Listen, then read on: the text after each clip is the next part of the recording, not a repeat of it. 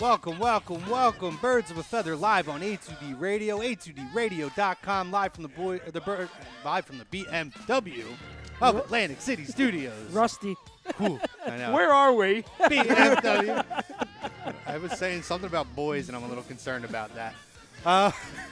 Live from the BMW of Atlantic City Studios, BMW of AtlanticCity.com. Brought to you first half by Gibson Mayer LLC. It's tax season. Our certified public accountant. Make them yours, GibsonMayer.com. We got our poll question this week, guys. Brought to you by Scanzano Sports, ScanzanoSports.com. Which of these will be the most impactful move for the Philadelphia Eagles in the 2018 season? We're talking offseason. Trading for Michael Bennett, re-signing of Nigel Bradham, not trading Nick Foles, or is there another move that you guys are looking at? It can be something free agency. It could be something as simple as a positional change. It could be something as simple as moving a guy or letting a guy go. It's a lot of moves that have happened already.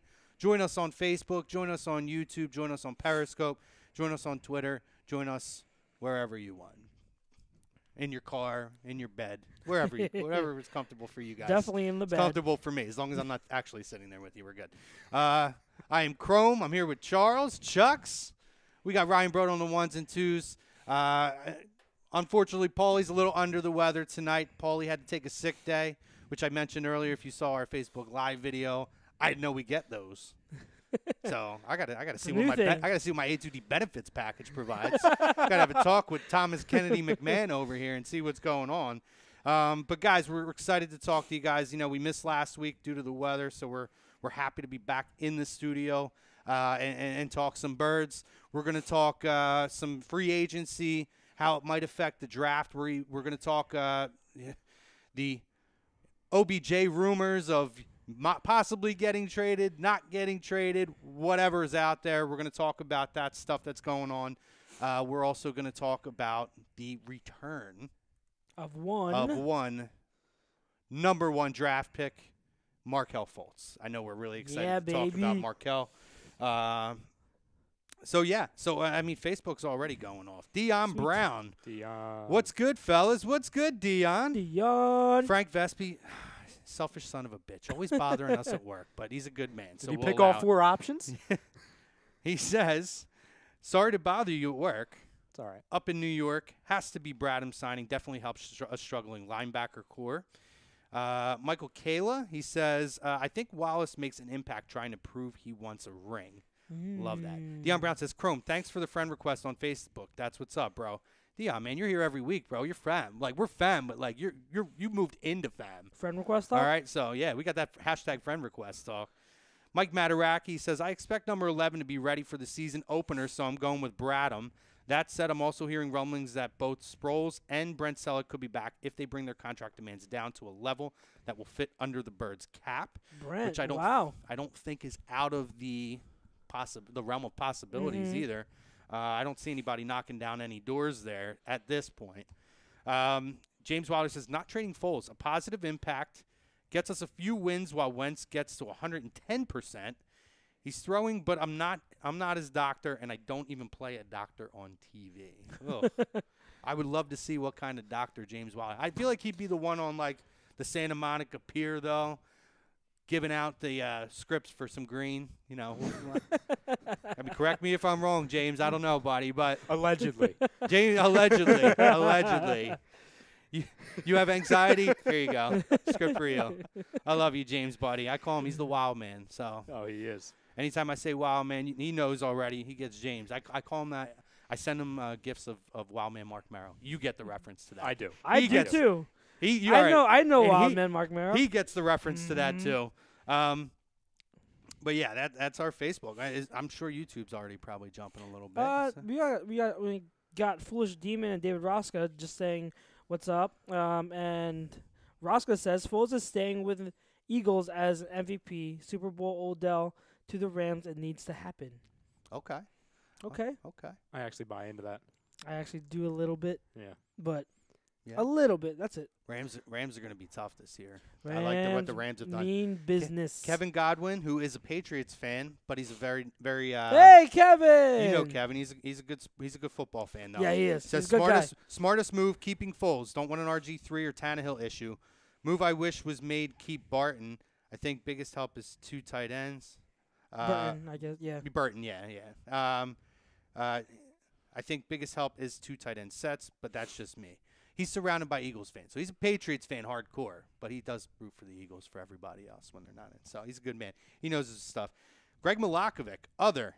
I have a feeling at 32 we might catch a steal and find an impact guy for our veteran team. I don't think that's out of the realm of possibilities, especially, I mean, there's so much movement, and that's going to be one of the things I think we're going to talk about. Al Angelucci says, we are a team. Absolutely, we are a team. Yes. There's so many moves that we've made that There I look at the impact of them. I love the Mike Wallace move. I mean, that's something we haven't been on the air to be able to talk about. But you talk about, listen, we love Torrey, right? We love Torrey and what he bought. There's another veteran guy. I love what he talked about in his press conference today. Was it today or yesterday? Was it yesterday? Mike Wallace? It was yesterday. Yesterday. Yeah. See, I'm out of the loop with shit. But I think I saw the clips of it today, though. But I like what he talked about. You could tell he wanted to go somewhere and win. I think he could have got more money, obviously. But you're talking about a guy who still has a little bit left in the tank. He's a guy who is much more sure-handed than Torrey Smith was. And I think he's a guy that could be impactful here. I mean, what are we talking about? Average, 14.7 or 14.8 yards a catch this year? Yeah, yards per With catch Joe over the Flacco throwing to him, guys. Well, Joe Flacco. It's amazing. And I talked to Brian Daly, obviously, of the Hockey Happy Hour, because, I think this was Thursday, the day it happened. He wasn't sure about how he felt about it, obviously. And I told him, I said, well, Brian, I said, I'm not a stat guy, but I'll give you one stat, and it's almost a comparison. Last year with Joe freaking Flacco, he averaged, like we said, 14.6, 14.7, yards per catch, which was leading that team.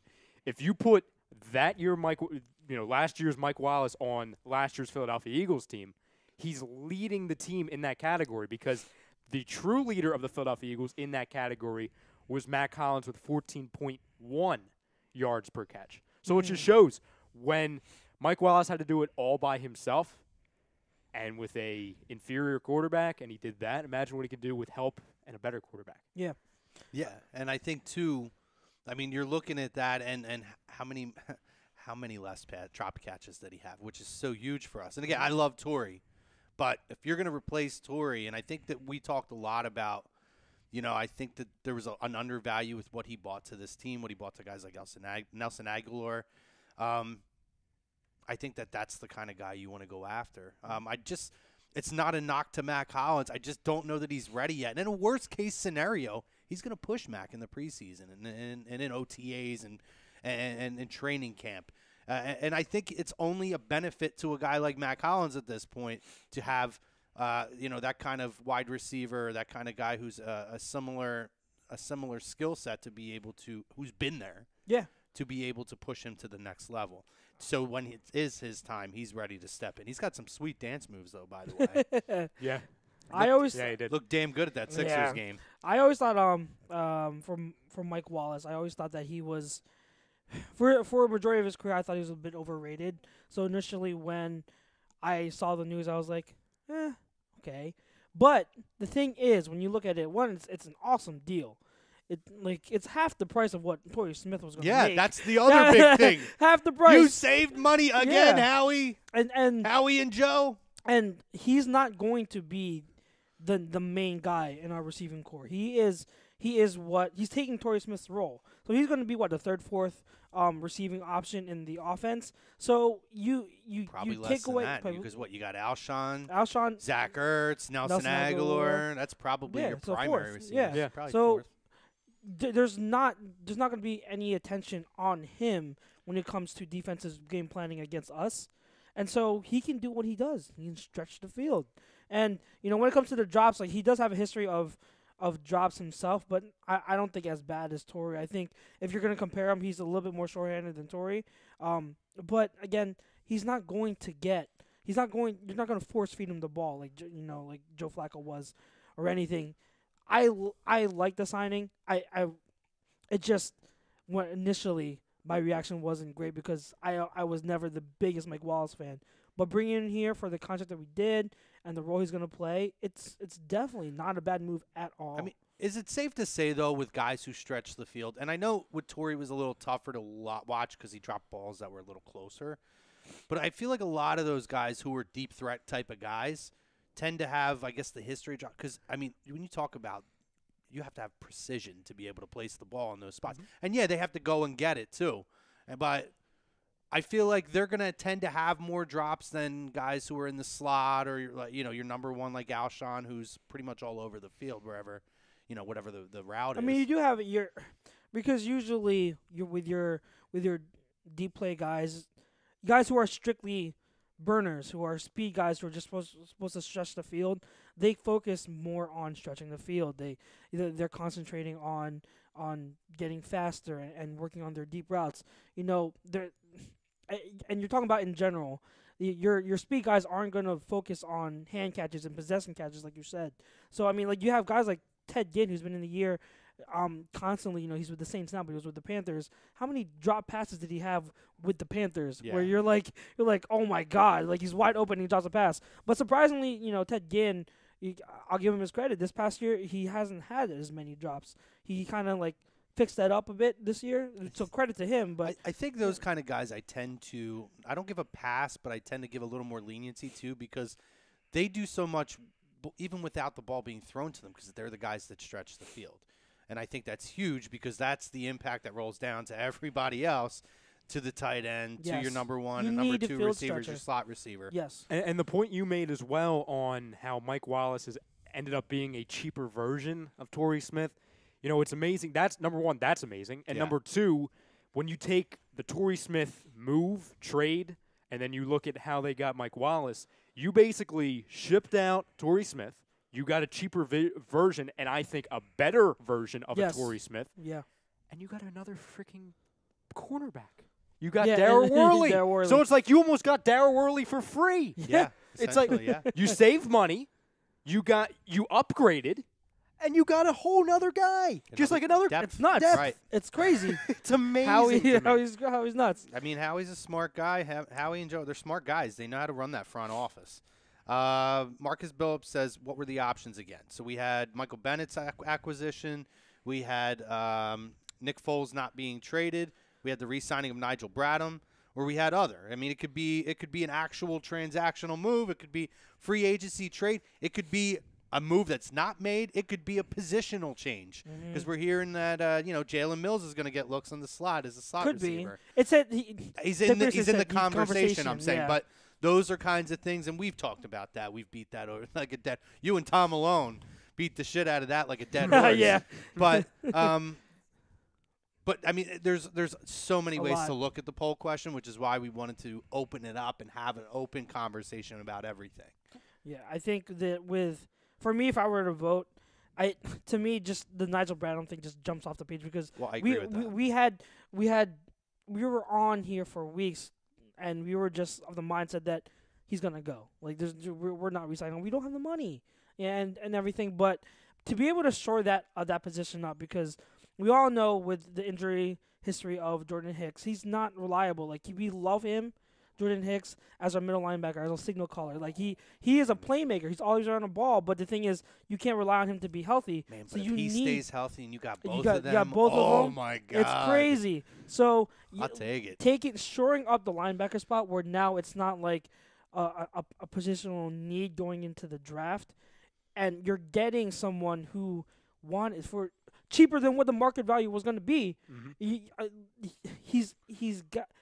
Getting him was just huge. To me, it's just absolutely huge to be able to get him and shore up that linebacker. No, and what he's going to be able to – I mean, he's shown now what he can do in this defense and that he can be a guy to kind of be the man in the middle of the field to lead that defense, be around the ball almost every freaking play, it seems, especially the playoffs, so that with Jordan Hicks, you can kind of bide your time and divide the time up a little bit more. There's not as much of an urgency to, get him back in there, full throttle right away. you could split it with these guys, and that's that depth thing that we talk about. You know, for me, and I'm cheating a little bit, but I'll spin it to where I'm giving you a move and a non-move, to where it's two separate things. As far as a move, and we just talked about it. I think it's going to be, the Torrey Smith trade, / the Mike Wallace signing. I really do. That whole, like I said, moving away from Torrey, acquiring Darryl Worley, acquiring Mike Wallace. I think that could be huge because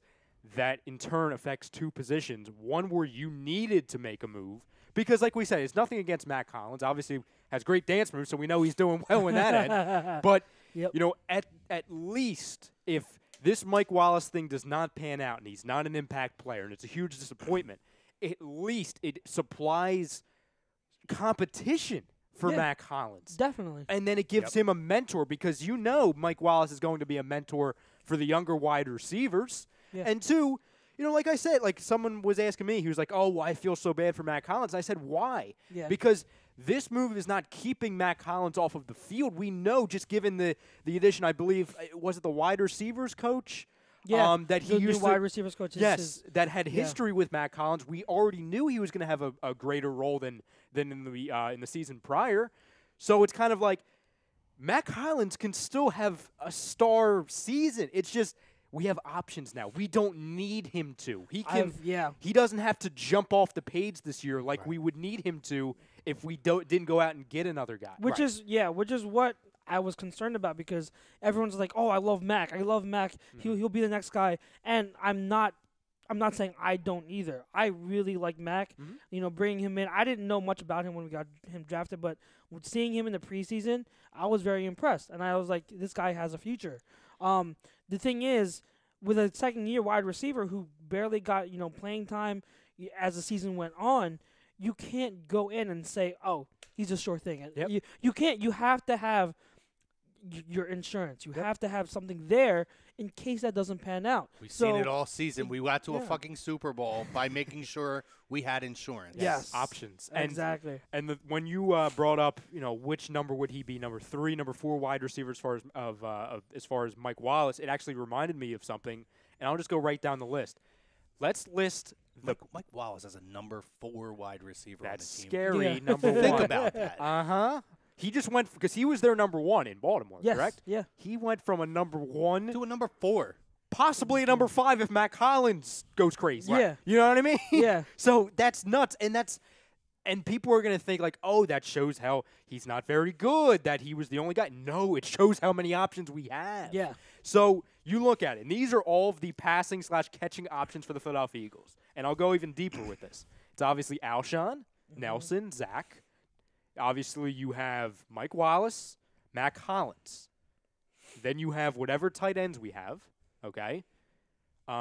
Corey Clement can catch.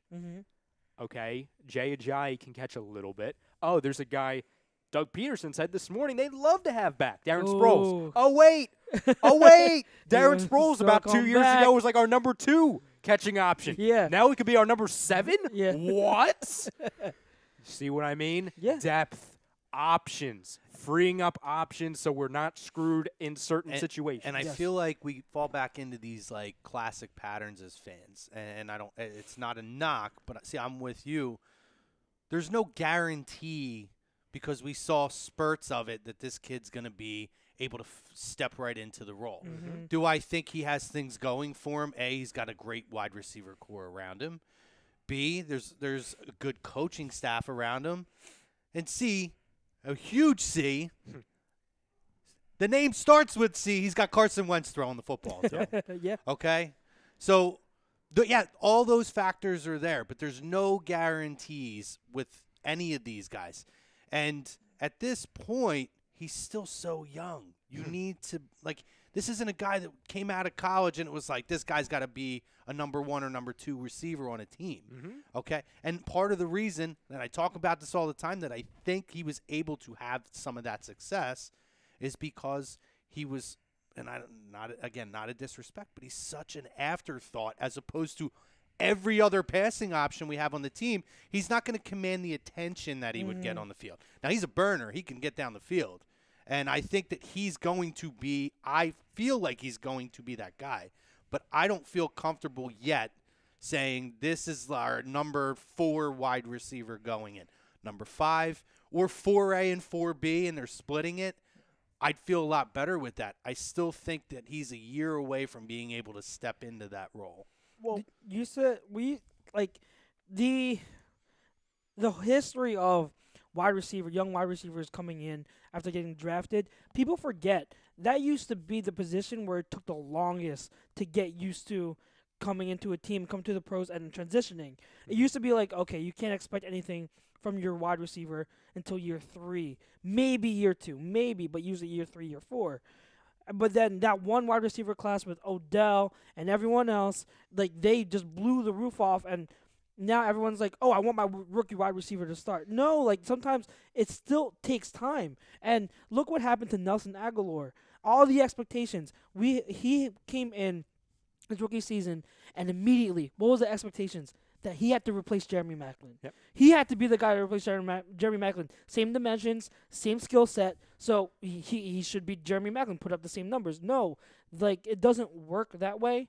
And you have to let young guys develop, especially at their position, because it's not like college. There are so many aspects to getting open and being a good route runner where you can't just get open with athletic ability anymore. Unless if you have 4.3 speed, like Deshaun Jackson or someone like that, where you can just get down the field, you're going to have to get open with good route running ability, and that takes time. It takes technique. I'm going to just state the obvious here. With what we've seen from Howie and Doug and the coaching staff, does anybody really feel like a need to question the move? Because to me, these guys see these guys way more often than we do. They see, and that's not to say he's not right. But if he's not getting that role yet, to me, he's not. They don't believe he's quite there. I think they think he can get there, and they're also smart enough, as you saw with Nelson Aguilar, to bring the right kind of guys in to help groom these guys for the next step. But if Howie and Doug and Joe and all these guys aren't ready to make that commitment, then to me, I have to trust their judgment. And if they say Mike Wallace is going to be a better option this year than where he's going to be at, I trust my head coach. I trust my GM. I trust my president of football operations, whatever the fuck his position name is. I can't even keep track with Howie Hero. I'll compare, the whole Matt Collins thing to how we talk about quarterbacks coming out of the draft. And over the next month, there's going to be many discussions about that, to where, perfect situations to succeed.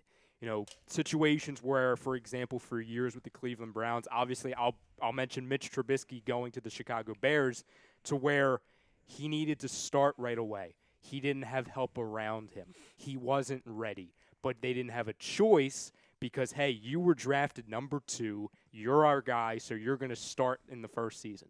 Sometimes, like I was talking about when Deshaun Watson went to the Texans. Or I'm sorry, to the Texans. Yep. Yeah. I was saying that's a great situation for him, Yes. because he had a defense to help out the offense. He Correct. had weapons on the offense itself. Correct. He had a coach that had, good history with quarterbacks for the most part.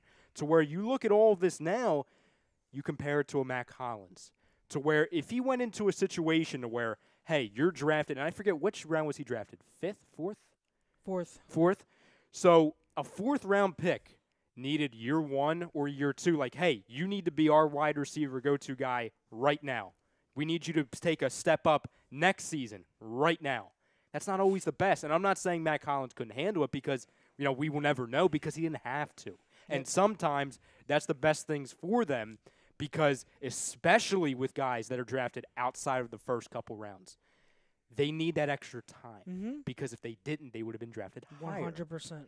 So a guy like Matt Collins, he goes into a team with a winning culture. Hell, how many freaking players entering the NFL, not only just in history, the last 5 years, would have killed to be in Matt Collins' situation? Entering a team that has a direction, that has momentum, has a winning culture.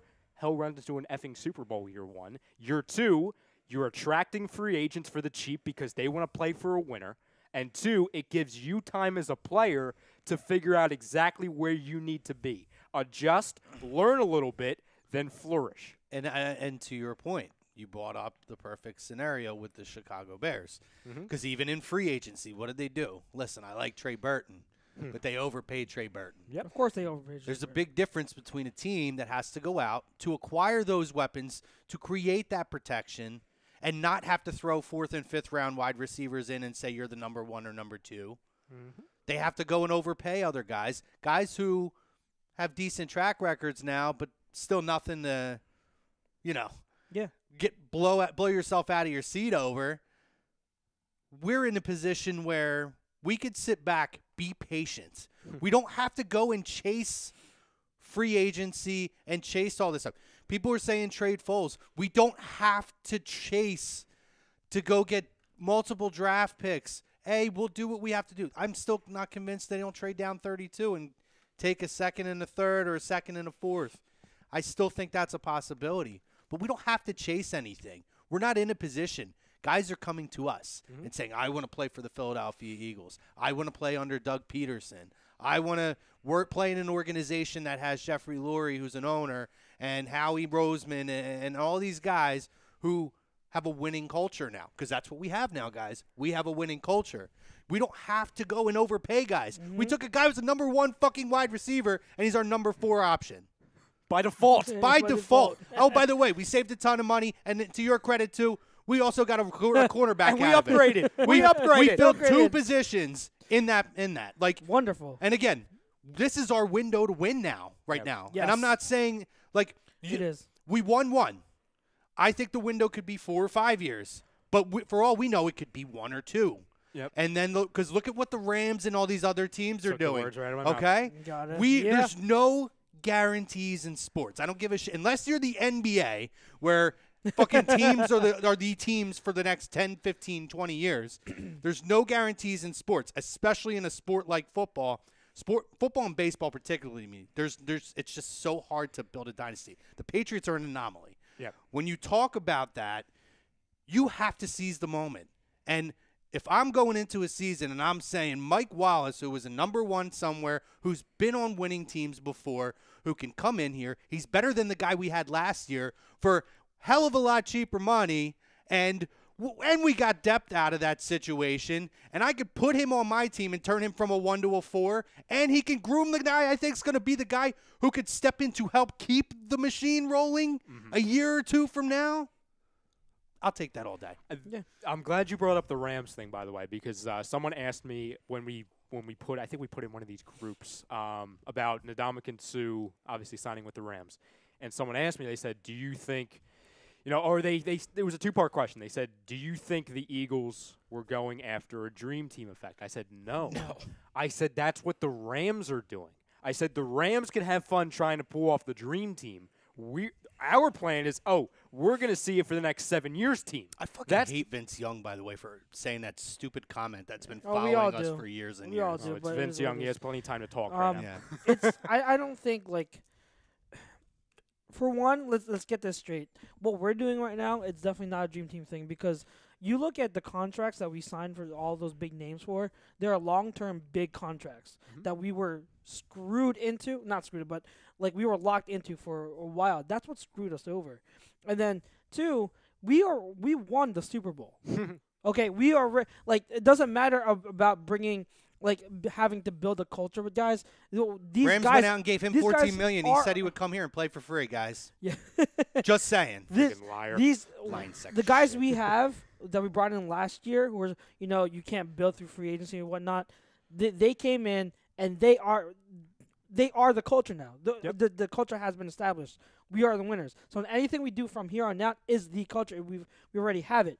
So we brought in Haloti Ngata for a year. Yep. We have Michael Bennett, who is not going to be. His contract is what, an additional 2-3 years after they restarted. He was handed to us. And then Mike Wallace is a year.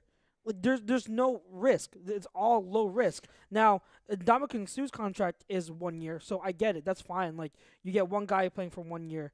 There's no risk to that. But they are bringing in a lot of guys. Marcus Peters, obviously, they traded for. Yep. They got Aqib Talib. Yep. They got I can't remember. But there are other guys they're bringing in. They are going for broke. Now, they do. I don't blame them for doing what they're doing. No, Not at all. I think I wouldn't go as far as say it's like the dream team. I wouldn't say that because they have something there that is also a window. And this is going to lead to a question I want to ask a little later on, but you have a window where Jared Goff is on his rookie contract, but you have a very talented team. You have a very, very talented team, and right now you could make a very good case that the three powerhouses, not only in the NFC but in the whole league, are the Eagles, Vikings, and Rams. It's them three. That's my top Those are three. top three. That's my So top three. if you are the top three, you have to make the moves to go out and get stronger and compete and make the best case that you can to get to that Super Bowl, because now's the time for them. Like, here's a lot of what I've heard. And again, this is not a disrespect, but it's just, think about it. I've heard a whole lot of, we got to bring this guy back, and this guy, and this guy, and this guy, and this guy. And we have to give this young guy the position, and this, and this. To me, that sounds like we're content with one, and we're just going to ride it out with those guys. Like, winning teams make decisions. Sometimes you have to make tough decisions. Sometimes you have to, maybe a young guy who thinks he's ready for that spot, but other people don't, has to wait a year. Yep. That's what winning teams do. They make smart decisions. And like you said, if we sit and rest on our laurels, the rest of the league is going to catch up. Yes. And that's what the Patriots don't do. They don't let everybody else catch up. They are in a weaker conference. They know that. They do enough to build that team, they solidify their core. They draft well, and when it's time to make a move, they make a move. And so that when they need to have that real fucking grinded out game in the AFC Championship and or the Super Bowl, they're built to do it. And that's what we that's the thing. Everybody wants to keep everyone and wants to give you can't do that. You have to make moves, and you have to continue. You can keep a culture, but change the face of it. To that exact point, I feel, and I completely agree with you, I think the way to sum it up is that people value, and you know, it's important, but people value loyalty over being calculated. The Patriots, everything they do with draft, hell, they didn't even have a first-round pick last year. They got out of there. Half the time, they never have first-round picks. They always trade down. out of there. Whether it's in the draft, whether it's in free agency, whether it's the way they build their rosters, whatever, it's calculated. They're not loyal to anybody. Hell, they tried to get Tom Brady out of town reportedly. So there is no loyalty there. And I'm not saying you have to do it the Patriot way to win, because clearly this past Super Bowl proved that you don't. You don't have to do it the Patriot way. But also, like, I always compare it to when the Philadelphia Phillies went on their run, for example, and they kept guys around way too long. They kept around Utley and Rollins and Howard and Chooch way too long, and it's no disrespect to any of those guys, but I remember how the fan base was. And, of course, we wanted to go back to 2008 and 2009 when it was the glory days of the World Series, and people were saying, oh, you can't get rid of Rollins.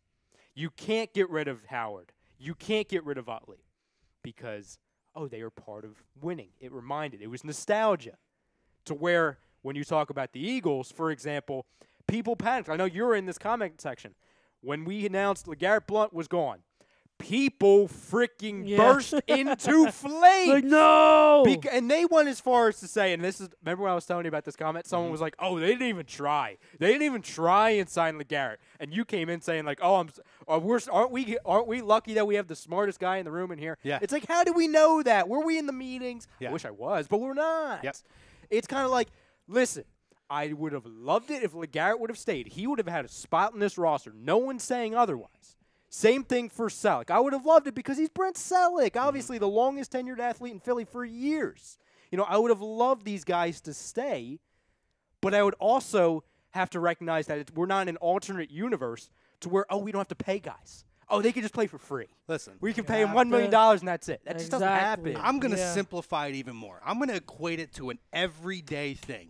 Yep. All right. I like to think I'm a handsome young man who has a pretty decent dressing style. We put you on camera. Right? I mean, shit. That's not always the best I'm on decision, camera. but- I don't think that's anything. But you know what? I think I have a pretty decent style too. And over the years, I maintained that similar style. Yeah. But the shirt I wore last year, if I keep wearing that shirt for 2, 3, 4 years in a row, I'm going to look over and this dude's going to look hell of a lot better than me. They're going to be like, that ratty old thing. Like, you held on to it too long, and now you look like shit. Okay? At some point, we can maintain our style, but we have to change the face and the look of it every now and then. You got to make a little bit of a change, guys. Different haircut every couple months. Hey, You know, every I had a couple buzz days, cut. whatever. When I started on the show, I had a buzz cut. I had to change it up. And probably in 2 months, I'll change it up and I'll fucking grow big curls out. Who knows? You adapt. You adapt. Right. And Every now and then I got a beard. Every now and then I shave it. You and got to full do circle, something different. Sometimes you go the Ralph Dellavecchio route with the Amish, and sometimes you trim I it back could a never. little Exactly. bit. I could never. Ralph has grow the that best out. neck beard in the Yeah. business. I can't I think grow there was a that out. poll about him, but no, There was a poll about. it's full circle. You have to adapt in this league. There was Yeah. a beard. Have I to. yelled at Mike Parker for not adding my ginger beard in there. Yeah, All the yeah, it fucking was. beards, you don't add the red one. He- I'm going to he steal says your he soul loves it. now. All right, yeah, let's get back. Facebook's flying. Facebook is freaking blowing up, so I'm going to try. I'm going to read through them. We'll stop on some. No disrespect, guys. I'm sorry. We got a little caught up there.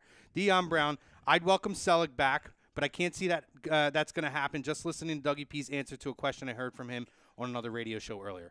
Welcome to the city, Mike Wallace. I think that you're more likely to bring Sproles back than Selleck. Yes. Agreed. If we're gonna say that.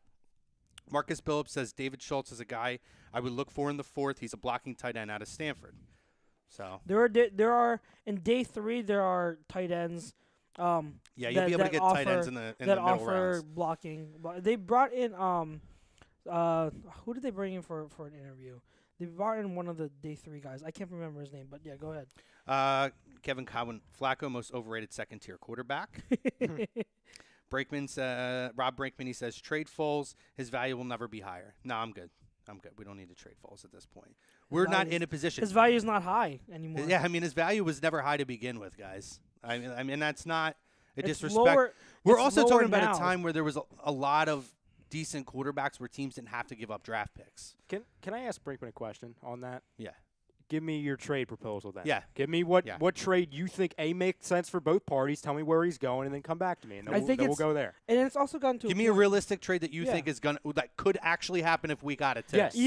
Some Eagles fans need to realize real quick. They need to realize that like other teams are smart.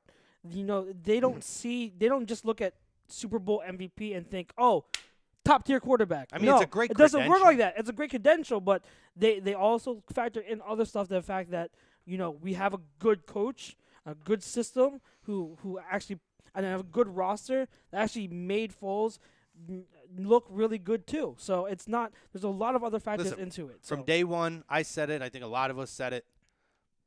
I ain't trading him unless I get a first-round pick. Yeah. I don't give a fuck what anybody else Yeah, offers me. I'm not. If a first-round pick is not the first thing that comes out of anybody's mouth, Nope. he doesn't move. I will keep and him. it's not just the Exactly. fact that he's a Super Bowl MVP. It's the fact that he fits our system better than any other quarterback other than Carson Wentz at this point on any other roster. And we've seen the importance of the depth and the fact that Carson Wentz was hurt. Listen, I think we looks great. We think he's going to come back and be fantastic. There's no guarantees. Dante Culpepper was a good quarterback. Fucked his knee up. Went and signed a contract with Miami. Was never the same guy. It happens all the time. Yeah. I'm not saying Dante and No, Carson no, because no, Carson's exactly. a better quarterback than he is. But I mean, at that point, he was considered an elite quarterback. Okay, we can't. There's no guarantees. And when we're in the window, we have to do what's best to position us to still have a chance. And now we've seen what a lot of teams don't get to see, which is you can win a Super Bowl with this backup quarterback. There's a difference, and I completely agree with you. There's a difference between getting cute and doing what we should be doing. And Right. I've been saying it for months. I've been screaming it from the freaking rooftops. Sustainability. If you go out, and I understand multiple first-round picks, or what I was saying, which is you better offer at least a first and a third, or I'm not only hanging up the phone, I'm blocking your number, to where that's fine, and that's flashy. But that opens up the floodgates for something huge to happen. That is, we don't have a quarterback. We would have two, and then we could go to have one, and then maybe none at all if something drastically happens in the wrong direction. It's all about sustainability. Yeah, I mean, and we didn't have $20 million to give to Sam Bradford to fill in for that role anyway. Just to have him get hurt on the freaking press conference. Jim Shingleton and letting him walk next year, free Marcus. I don't for free. Yeah. You So saying I mean, he's walking for free next year. Yeah, I mean, we're not going to lose anything. We're going to gain that money back. And let's remember that Carson's on a rookie contract at this point. So essentially what they're making combined is a lot less than what franchise quarterbacks are making at this point. So I look at the money as an offset too. Can I? Yep. I'll add, and I'll open this up to the entire chat, and obviously the room as well. If you honestly think to this point they should still trade Foles, then answer a few questions for us, okay? Give us the trade that you think could work for both teams. Mm-hmm. Give us the team, and give us who you're replacing Nick Foles with. Yeah. And don't give me this Sudfield garbage. Don't, because no disrespect to him. That would be the answer. I'm just telling you that would be the answer. So well, let's hear what other people have to say. Yeah, that would realistically that would be the answer. And you know what that would be, Charles? And I agree with you. You know what that'd be? You're replacing the Super Bowl MVP for a guy who took 33 snaps. Yeah, literally in week 17. Talk about polar opposites. I totally get you, and that's where I remember telling you, it's about how risk averse you are. Mm-hmm. I want to hang on to Foles up until an extent. We want to go in and put everything on black and call it a day. If you're gonna give me a first round pick and then even maybe more some, I'll trade Foles because I feel like the risk of getting rid of him and having to lean on Sudfeld is worth getting that return. Now anything less, I'm with you. It's not worth it. I want to have that insurance, and it just all goes into play about how risk averse you are, and if you think what you're getting in return is worth that risk. Mm-hmm. But in no way do I have a problem with Nick walking if we can't get anything from if we end up, which is most likely what's going to be the case now, if we end up keeping him and then next year he just walks and we get nothing, so what? Yeah, it's fair. So what? We have insurance. Hey, guess what? He walked, and guess what? We got a Super Bowl. We got a Super Bowl. That's what we got, guys. I'll take the Super Bowl over worrying about it if I got a first-round draft pick or a second-round draft pick or third round or a fourth-round draft pick the next year. It's not that big of a deal to me. I'll take having him have a chance if something happens to our franchise quarterback to take us to a second Super Bowl. And I'll take that any day. You know what we'd get a year from now as well? If he would have the option to walk on his own, we would have a full season of knowing exactly how Carson Wentz recovered from that injury. Yeah. Peace of mind. Mm-hmm. Deion Brown Wallace is a plus, especially with the Rams, with what the Rams did in free agency, adding Aqib Talib, and they are on our schedule again this upcoming season. Still have to deal with Josh Norman 2 times, so definitely a dope signing. Tom Arnone, what up, Tom? What up, big boy? Rob Brankman, the Rams are all sizzle, no steak, bring them on. I don't know that I disagree with that. I'm going to be interested to see. I mean, they've made a lot of moves. It's going to go – it's like us when we did it. It's going to go really one way or it could go another way. Well, on that, I'll ask you a question then, Chrome, because like you said, Charles, you consider the Rams in the top 3 in the NFC. I think the top 3 in the NFL are Eagles, Rams, Vikings. Yeah, right. I would agree. So you would say that they're in the top 3. Even over the Patriots. You're talking the whole NFL. Absolutely. I think Patriots are 4, maybe 5. I'm with you. And you know why? Part of it is because of their coach, because I'm a big believer in their coach. Yeah, but agreed. Go ahead. Yeah. Marcus Billups says, well, that's what happens when your MVP has a torn ACL. Mm-hmm. Yeah, and then you have a Super Bowl MVP. Mike Parker says, I love Chrome's ginger beard. You do because I called you out and you want your soul back. Deion Brown, Thomas Arnone, what's up, Tom? Let's go. Jim Shingleton, they won't continue to pay him year after year to be the best insurance policy. They need to get what they can for him now and retool for a future run. They don't need to pay him year after year. He's done after this year. I mean, that's the short answer of it. Yeah. And then he can either take less money if he wants to stay. It's entirely up to him. I understand where Jim's coming from. No, I get it too. I just don't think I don't think just to get anything now. I'd rather have the insurance policy if the best we can get is a second round. You know pick. what? Not even anymore. I don't think we can get a second round pick anymore because there's no other team that's in the demand of completely the market is dried out. If they believe in Sudfeld that much, I'd rather have Sudfeld with another year behind both of those guys.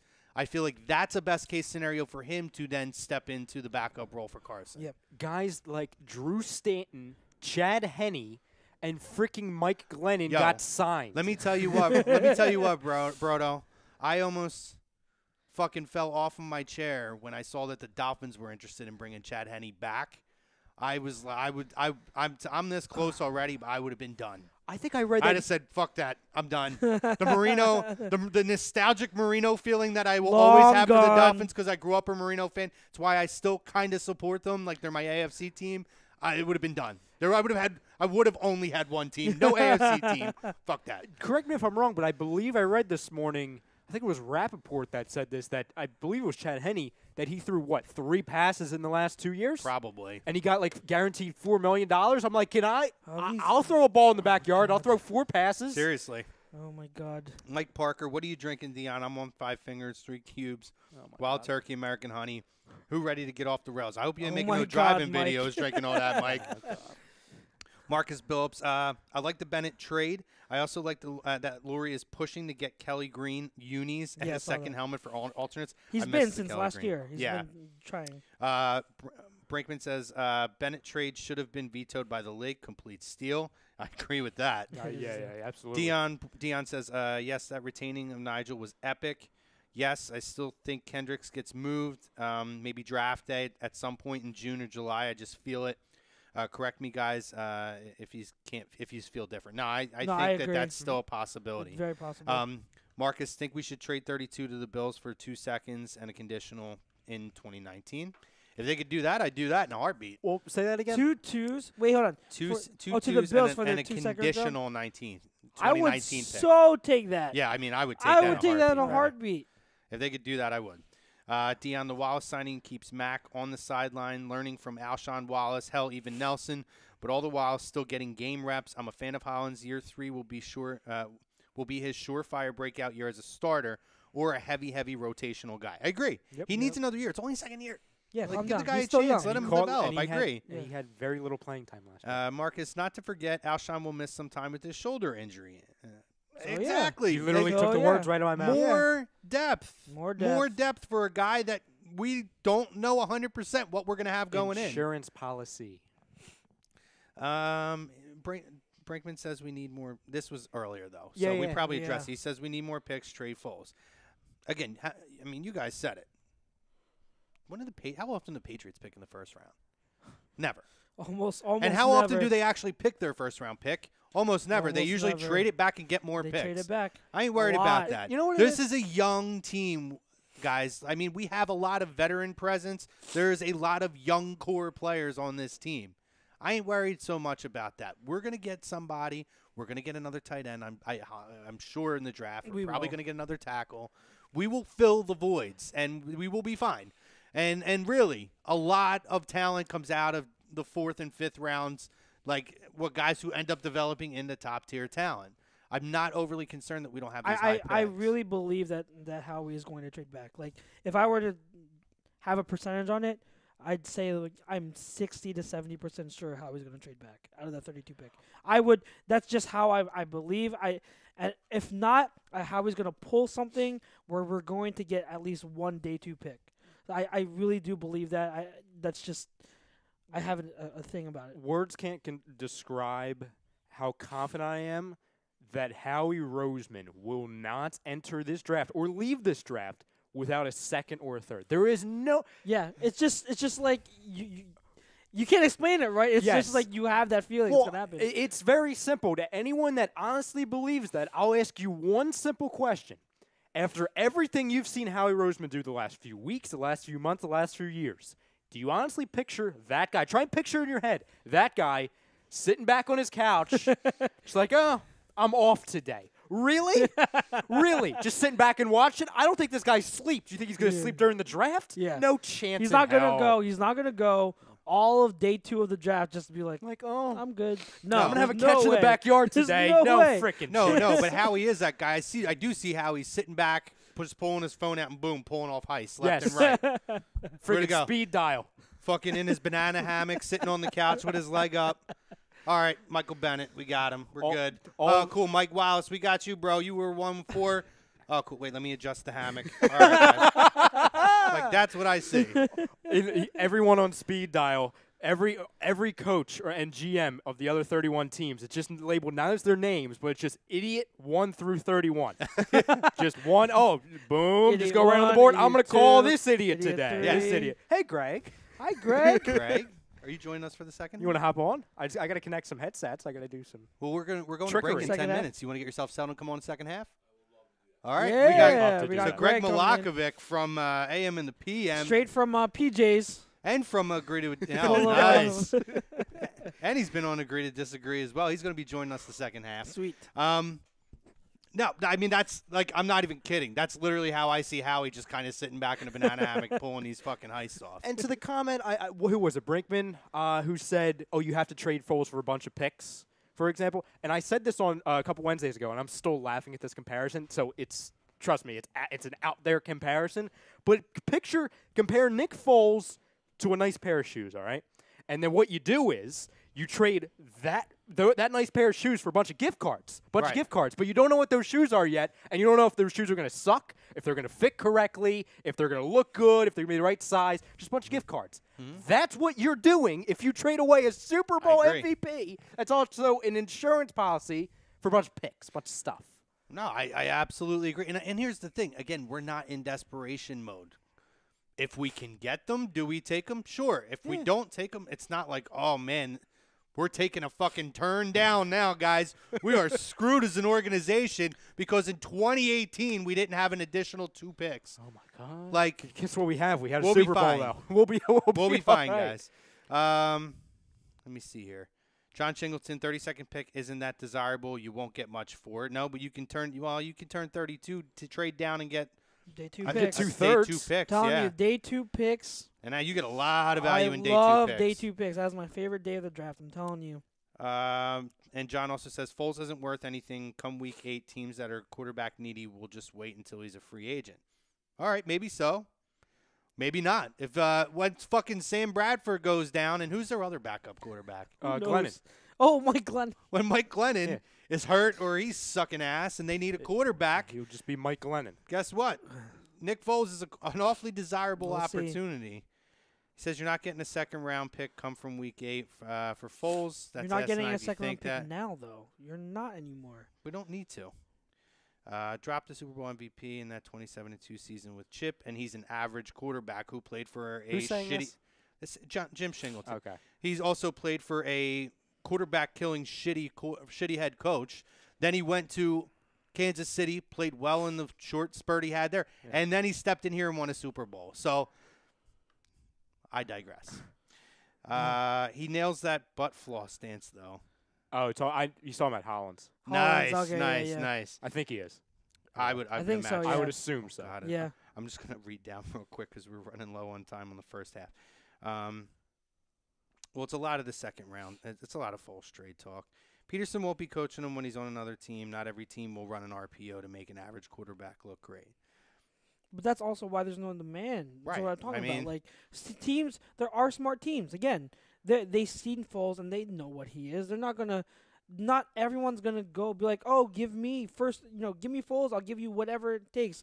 He's our franchise guy. No, like teams are smart. There are smart teams out there. Not everyone. Well, all right. But not everyone is smart. But there are smart teams that know what Foles is. Well, right. And I think to his point, people get a little carried away with it that we think we're going to get this amazing return for him.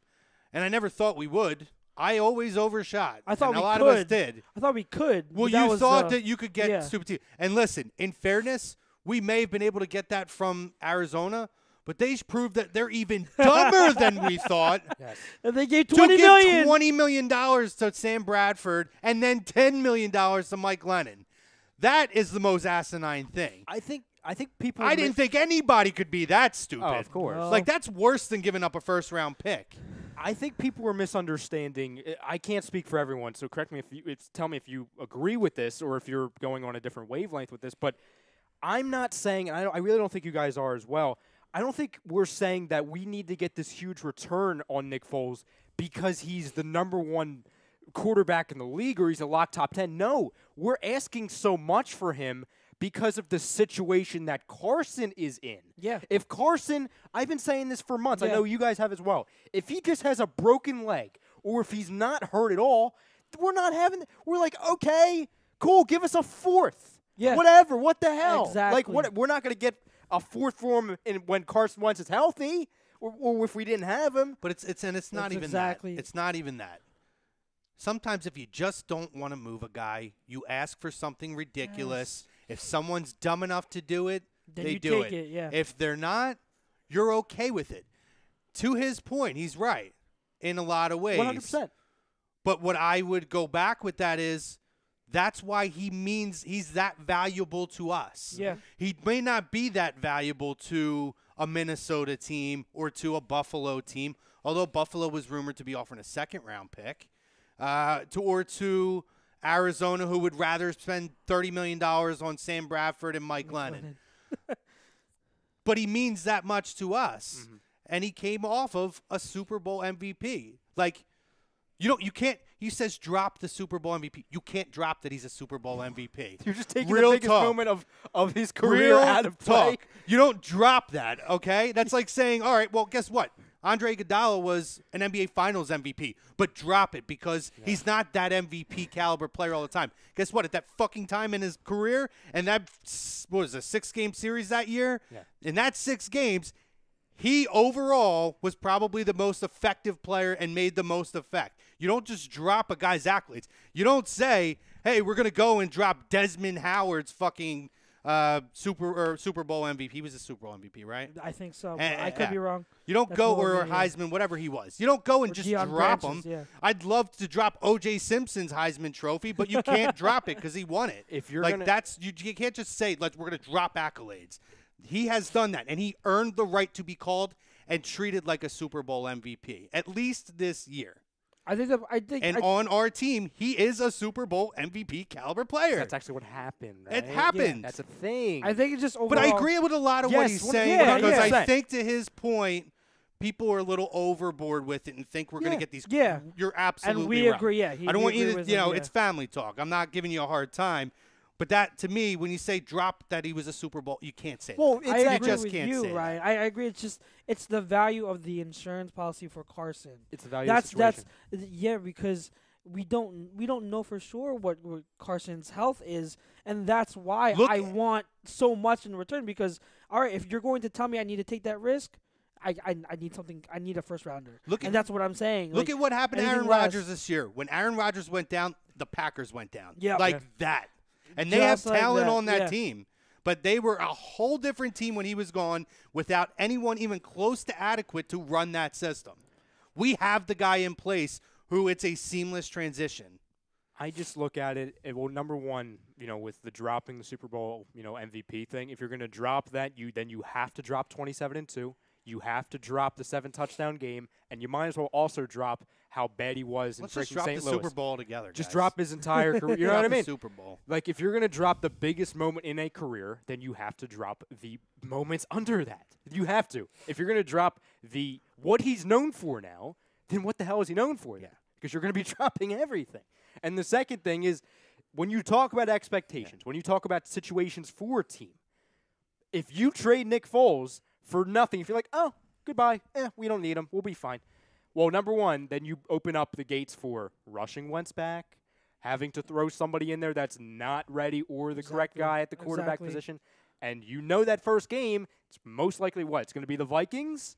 Oh, okay. Oh, we're going to throw Nate Sudfeld against the Vikings in that defense. Who still have a really scary defense.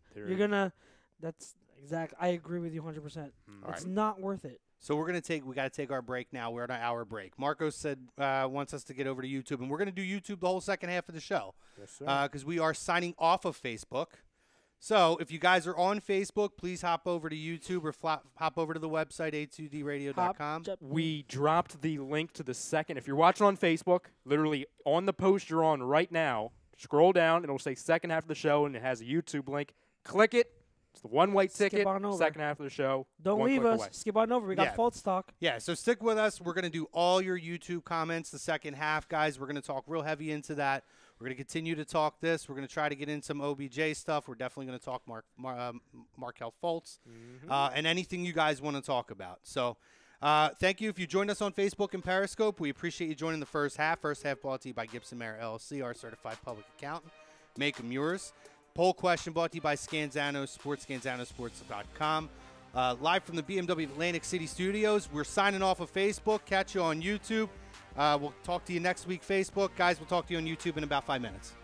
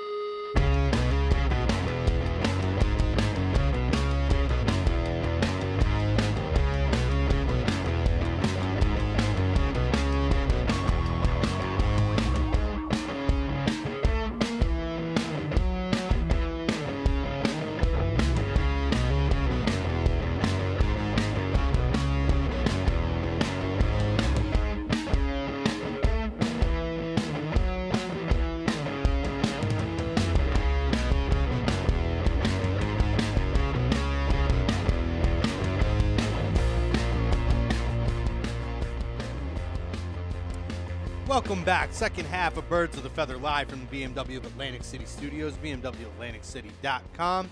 A lot cleaner with that read. The second half leading in. Shake it off the rust. It's been 2 weeks. Second half brought to you by StreamSmart, StreamSmart.com. Greg? What's up, boys? What up, Greg? Vinny, if you're in here, drop the link. Drop the link, Vinny. Yo, by the way, right, real quick, I'll give Vinny a plug. He's doing a heck of a giveaway right now. Yeah. On his on his page. You know, if you just got to get 10 people to like his page, and he's doing a drawing for a StreamSmart. There it is, guys. Legit, so Very nice. give him a nice little plug. Absolutely. Vinny's a good guy with our show and with our studio. Vinny's here. Big awesome. supporter. Our Scanzano Sports poll question: which of these will be the most impactful move for the Eagles in the 2018 season? Trading for Michael Bennett, re-signing of Nigel Bradham, not trading Nick Foles. Other, again, it's open. It could be a free agency move, a trade, a non-move that we didn't make. Obviously, with Nick Foles, it could be somebody who might play in another position. They might get moved around on the field, a la possibly Jalen Mills in the slot or somebody else. You guys are over on YouTube. Thank you for sticking with us. If you were on Facebook and moved over to YouTube, thank you for making the transition, or from Periscope. Appreciate that, guys. We're going to be reading all the YouTube comments here in the second half. Ryan is looking like he has Well, I was going to ask you. here. I had a question for you, and if you want me to save it, I can. If you want to answer it now, Absolutely. Ask that question after I remind people that it's Chrome. We got Greg over here. Greg's from AM and the PM. What's up, everybody? And he's agree to disagree. We got Charles over here, as usual. Chucks. Ryan, ask me that question. I want to hear it. So we talked about Howie Roseman all last segment. So put yourself in his shoes for a moment, okay? Yeah. Entering this season or this coming season, when you talk about the running back core, whether it's 4 guys, whether it's 3 guys, put yourself in his shoes. How are you going to structure that core? For example, who are your guys? Are you going with 4? Are you going with 3? What's the running back position going to look like heading into this upcoming season? How do you do it? And you can work in draft, free agency, guys you have now. How's it going to look? Let's let Charles go first. Well, we'll let him get that name for out this there. season, you're gonna roll with Ajayi and Clement as your 1 and 2. Which I'm Clement's totally game for that. He's earned an increased role. Ajayi is, I still think that in terms of the guys we have, I don't think there's any debate, is the most talented runner we have. So they're your 1 and 2. For very cheap, and I'm talking about less than $2 million, I would bring back Sproles, because we talked about how I agree with he you. still brings a dimension that none of the other running backs do. As great as a pass catcher that Clement has become out of the backfield, he's still not like a dynamic runner in terms of he's not elusive. He's not like, can't a make you miss guy in open field. He's not that. So he has a different running style. Sproles is that guy. He's that mismatch as a receiver who can be lined up out wide and is someone who provides a dangerous punt return threat. So I would, for under $2 million, and that's very possible because the market is pretty much dry for him. Like, there's no teams that are interested. So it's pretty much us or nobody as today goes. So it's possible we get him for really cheap. I'd say bring him back. After those 3, to me, it's all up in the air. I know 2 weeks ago we had a big debate about Pumphrey. I'm not married to Pumphrey at all. If we go out and we draft someone, I'm like, screw Pumphrey. I don't care. Like, there are so many. I don't want to say so many, but there are a handful of guys that if we draft at any point in this draft, I'm like, there's your 4. I could care less about Smallwood. I could care less about Pumphrey. But that's what I personally. Still on the roster. I personally, if you're asking me, I'm spending either that.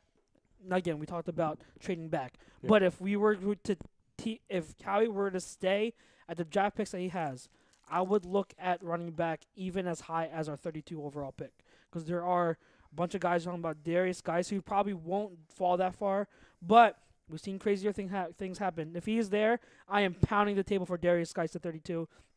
But also, if he's not there, you have, I think, Sony Michel, and you have Ronald Jones, who I think are worthy picks at 32 as well. I think they all could do wonders in this offense and be that running back who can be a feature guy going forward, because I don't, as much as I love Ajayi, I think that his knee issues are going to prevent him from signing a second contract with us. So I think after this season he's gone. I don't see the Eagles investing in him beyond this season. So that's how I would do it. I would draft a running back because I like the running backs in this class, and then go with those 4 going forward. I agree. Yeah, I mean, I don't really have much to add to that. If I'm looking to bring somebody else in, it's going to be Sproles. I don't really love what's left as far as free agency out there. It's either it's Sproles at a very team-friendly, cost-efficient move, or it's the draft. And I don't know that I'm using 32 there because I think that we have more glaring needs. But, I mean, if we could 4th or 5th round and the value's there, I'd absolutely take a flyer on a guy to be your 3rd or 4th running back. Absolutely. I hear you, but I'm telling you, if Geis is there, like you want to take Geis. It Geis might be like, tough. It might be a situation where maybe it's tough to pass up on that. But outside of him, outside of him, I'm gonna wait. Yeah, he's a guy. I don't even know that I would still pull the trigger on that.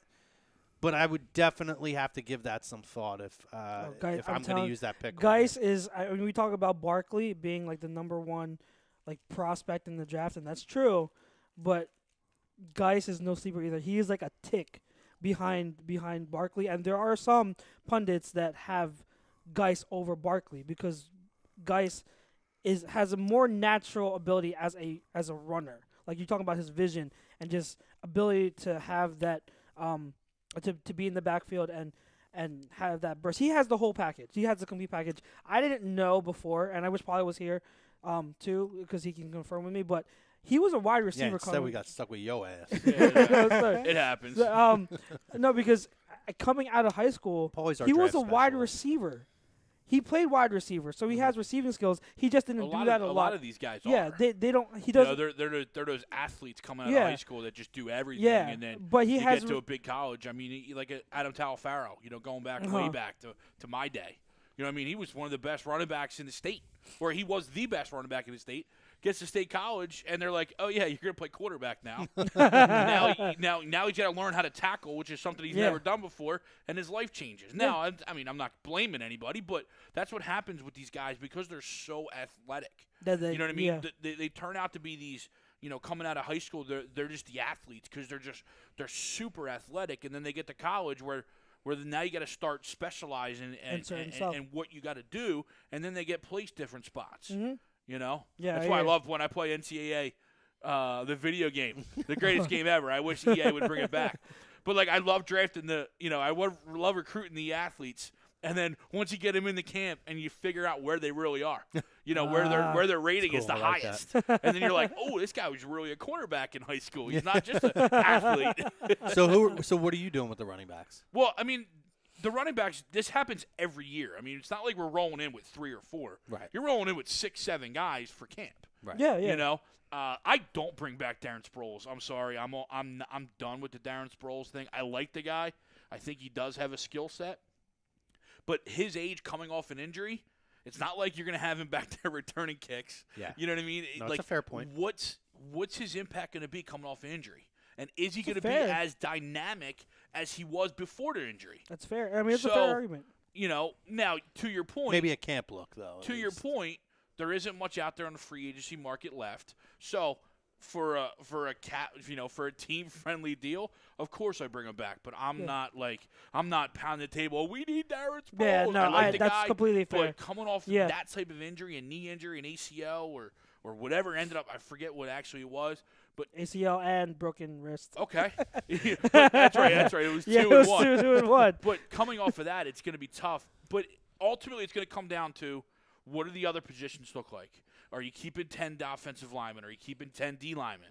You know what I mean? Are you keeping 6 linebackers? Are you keeping 10 D-backs? Yeah. You know what I mean? That's what it's going to end up coming down to because that's what it came down to this year. Yeah. Well, I'm glad. Well, you mentioned it first, and then you continued with that to where – if not Darren Sproles, who would it be on the free agency market? Because there's not a whole lot left. I actually pulled up pull the list. The list, and Yeah. if you want, I can go right down Go the ahead. list, and you say Go yes, ahead. no. Yeah, and you know what too? After you do that, I'm gonna start going through YouTube. So if anybody on Starting to come, YouTube yeah. hears a name that they would consider, Chime in. throw it out there, and why you think they would be a good fit. Because I want to Definitely, yeah. read through it, and I'm curious to see what the fam thinks of as far as what's left. So these are the available, and this is via Spot Track. So if there's anybody that was signed that I name, blame Spot Track, not me. And let us know. Drop yeah. it in there and say they're signed Yeah. if we don't Blame realize Ryan. Yeah, blame me. So DeMarco Murray, No. Eddie Lacy. No. Maybe. I think about it a little bit. No. it. think Yeah, about I'd Little give bit. him a thought. No. Hard no. Sorry. So go ahead. Shane Vereen. No. No. Always thinking. No. Probably not. I would give him a look. Maybe. We're making progress, though. You went to a Maybe. no to probably not. Says Danny Woodhead. He retired. retired. Yeah, exactly. You're so. right. Yeah. So I'll go with Ryan's no. fault. Yeah. No. I might give Danny Woodhead a look though if he didn't retire. He didn't retire. But he too, For- I think, isn't he he's- coming off an injury? He's coming off another Yeah. injury. Yeah. So Yeah. Adrian Peterson. no. No. I would love it, but no. 2 years ago. Oh my God. I just 2 years ago, he still wouldn't. I just want be. He Adrian wouldn't Well, be that's Peterson my in point. town Yeah. so I can root for him like as a fan. Yeah. Like I Yeah. root for him anyway because the dude's just a beast. He but was a beast. I just want him in town so we can be like, he's ours. He might be the Twilight, but he's ours. Well, we that have was me Adrian with- as a third option. Honestly, with me, that was LeGarrette Blount. I've always loved LeGarrette Yeah. Blount. So Uh-huh. when we signed him, I was happy just to have him on the team. Yeah. Yeah. Jamal Charles. No. No. He's old, but No. I'd look, but no. No. Terrence West. No. No. Alfred Morris. No. I might give it. I Remember, like it's Alfred third Morris. option. No. Yeah, I It's know. not- yeah. Alfred No. Morris. I know. I agree. In Zeke's absence last year, his numbers were not bad. Behind a good offensive line, Alfred Morris can still produce. But I'm also looking for a specific type of running back. but He I would gives give me. He doesn't give me of anything all the the other names guys. listed so far, I would give him the closest look for what fits us. Not here. Not here. He already. The other two guys give me everything that Alfred Morris already does. Lance Dunbar. No. No. Cedric Pierman. No. He's still. Who? No. He's still mentioned. Orleans Darkwa. No. C.J. Spiller. No. No. Benny Cunningham. No. No. No. Brandon Oliver. No. We're getting Although he's a little underrated as a rotational guy. He was in San Diego, but I wouldn't give him a look here. Yeah, No. he can rotate his ass out of the list. Yeah. No. We have 6 more. We're getting into the trenches now. We've been in the Um, trenches. Yeah, we've been there. Yeah. Jordan Todman. No. Mike James. No. No. Stephen Ridley. No. Stephen Ridley. He's still. I just read what's Okay. on the prompter. Stephen Ridley. He's not officially retired. Oh my so. God. Charles Sims. No. Would you bring back Kenyon Barner? No. No. Heck no. I didn't want him to begin with. He was an emergency. Like, okay, he's a body. Bishop Sankey. No. Just because of the name. Bishop Sankey. Just so like I could draft him in the 12th round and be like, and I could do my team could be like Sankey. do the stanky leg. Yeah. So we could say him on like his name on a show every 5 weeks when he makes a exactly. play. Tyler Gaffney. No. Alfred Blue. No. Kerwin Williams. No. And Thomas Rawls. No. We're done. Thomas Rose. Tom, See, You're drafted. if You're you're drafted. yeah. It's To your gonna- it's point, gonna Of come down- everybody there, Darren Sproles. Yeah, I mean Yeah. at that point. to your point, and all the names he listed, if I'm gonna give anyone even like a thought, it would be Thomas Rawls. But the thing is, his injuries he never stays healthy. Never stays healthy. JT likes Lacey and Alfred Morris. Cameron Richardson likes Morris. He said Morris is interesting. Foolish Demon agrees. Says, I like Alfred. He did pretty well for the Cowboys. Look at his numbers when Zeke was out. I didn't say he was a bad running back for a rotation. I'm saying he's like his running style. We already get that with Ajayi and Clement. There's no way. Even with Rawls, like he does similar stuff that Ajayi does. So I wouldn't even want him. No. Two absolutely great comments from Foolish Demon. He says Sankey reminds him of Mankey from Pokemon. And then he said Kerwin Williams, isn't that a hardware store? I was singing like the song in my head. when Yeah, you said oh his name. my Pretty God. close. Here, Marcus Levy says Mike Wallace has been the best sign of the offseason. If the Eagles don't trade Foles, they should extend his contract. If it's team friendly after this year, why not? Absolutely. If not, another year, then I might be willing to look at Studfeld, as you call him. Sixers. A little closer. And hold on, people didn't want to give picks for Foles and then pay him. Easy to pay a quarterback directly. Yeah, Sixers JT Especially asked if you're fucking Sam Bradford and Mike Lennon, and you and Arizona's that stupid. Sixers JT did ask me straight up. He was like, Charles, what running back would you want? Out of those names he's read, no one. I was flat out saying no one. Give me Darren Sproles. Because there's no one on there that I'd want. Not even a consideration. Sixers JT asked, we talk Markelle Fultz yet? Not yet. We're going to talk about him, though. Yeah. Yeah. So We're getting a little more Eagles talking. one thing that, what's his name? Very beginning of the show, Cameron Richardson, when we were talking about the pro question, he did make a comment that I did like. He said, not an acquisition, but the addition of Sidney Jones to the lineup will be great. And that's another great thing. Like, we don't consider it technically an addition or offseason move, but getting him next year is going to be great. Well, that's Ryan, pull up the linebackers for me. That's where I Available? That's where I thought the news out there, the rumors out there that we were re-signing Patrick Robinson. Like, I was like, Why? huh? Like, Yeah, it was he like did very crazy. well for us. Yeah. But it was obviously on a very team-friendly deal for Right. us Yes. last year. Right. And you traded for oh my gosh, I'm blanking on his name. Ronald Darby. No. Just recently, the kid from Carolina, Oh, Darryl Worley. Worley. You traded for Worley, I and almost then said Cali. I don't know where the hell I got that from. We were talking about Worley earlier, too. yeah, and then you were talking about re-signing him, and you still have exactly Sidney Jones sitting there coming off, and that always shocked me that they were looking at Sidney Jones or Patrick Robinson to bring him back just because you thought at the time you had the depth there. Now, again, this league, you realize that you can never have too many guys that can cover wide Right, receivers. absolutely. That can cover Yeah. the pass because this league is a passing league. So, at the right deal, it would have been great. But, to your point, though, to Sidney Jones or whoever made the comment is a great guy coming back. And, and it kind of ties into some of that other talk from your poll question. Yeah. Sixers JT. Well, first of all, Mike Parker's really excited that you're here, Greg. Oh, what's up, Mike? So, Sixers How's JT. the wifey? And I apologize for eating, but Greg bought Sour Patch Kids, and this shit is addicting. Sixers JT asked about linebackers. He said that he feels like we need another linebacker. Well, you're probably going to get one in the draft. Right. Just Just for conversational, Sure. though, I asked Ryan to bring up the free agent linebackers. So Yeah. read off. It's probably a lot longer list. So why don't you just read top Top 10? Top 10. read like the top 10 or 12? Gotcha. Brian Cushing. Oh, I'd love it. Yeah, I would be okay with But that. I don't know if he fits No, in. I don't he know if doesn't he fit fits in a either. 4-3. No, he doesn't at all. He's too hurt. Wouldn't. And he's We give him a look. always. Always. Wife's pretty hot. Listen, She is. Watching you- Hard Knocks, Have she you is. seen the A2D page? That is definitely something that holds I- water in this But place. Shows his he's confidence. a football player. And yes, Yeah. you're right. He doesn't fit the actual scheme. He is more of a 3-4 outside rusher. Yeah. But I'd give him a look. Tamba Holly. No. No. Lawrence Timmons. No. See, these guys in the 4-3 are handing the dirt guys. Yeah. Alden Smith. No. He's in jail. Yeah. I'll write down not available. Wait, A is little he, preoccupied at the moment. is he in jail? Last I heard he was still a fugitive of the law. Well, whatever. Same thing. He's I on know the the- list. That's good enough for he's on the list. That's good. I'll sign him right Yeah. now. We'll be the first one to call him when he gets out. Let us know when visitation is. Yes.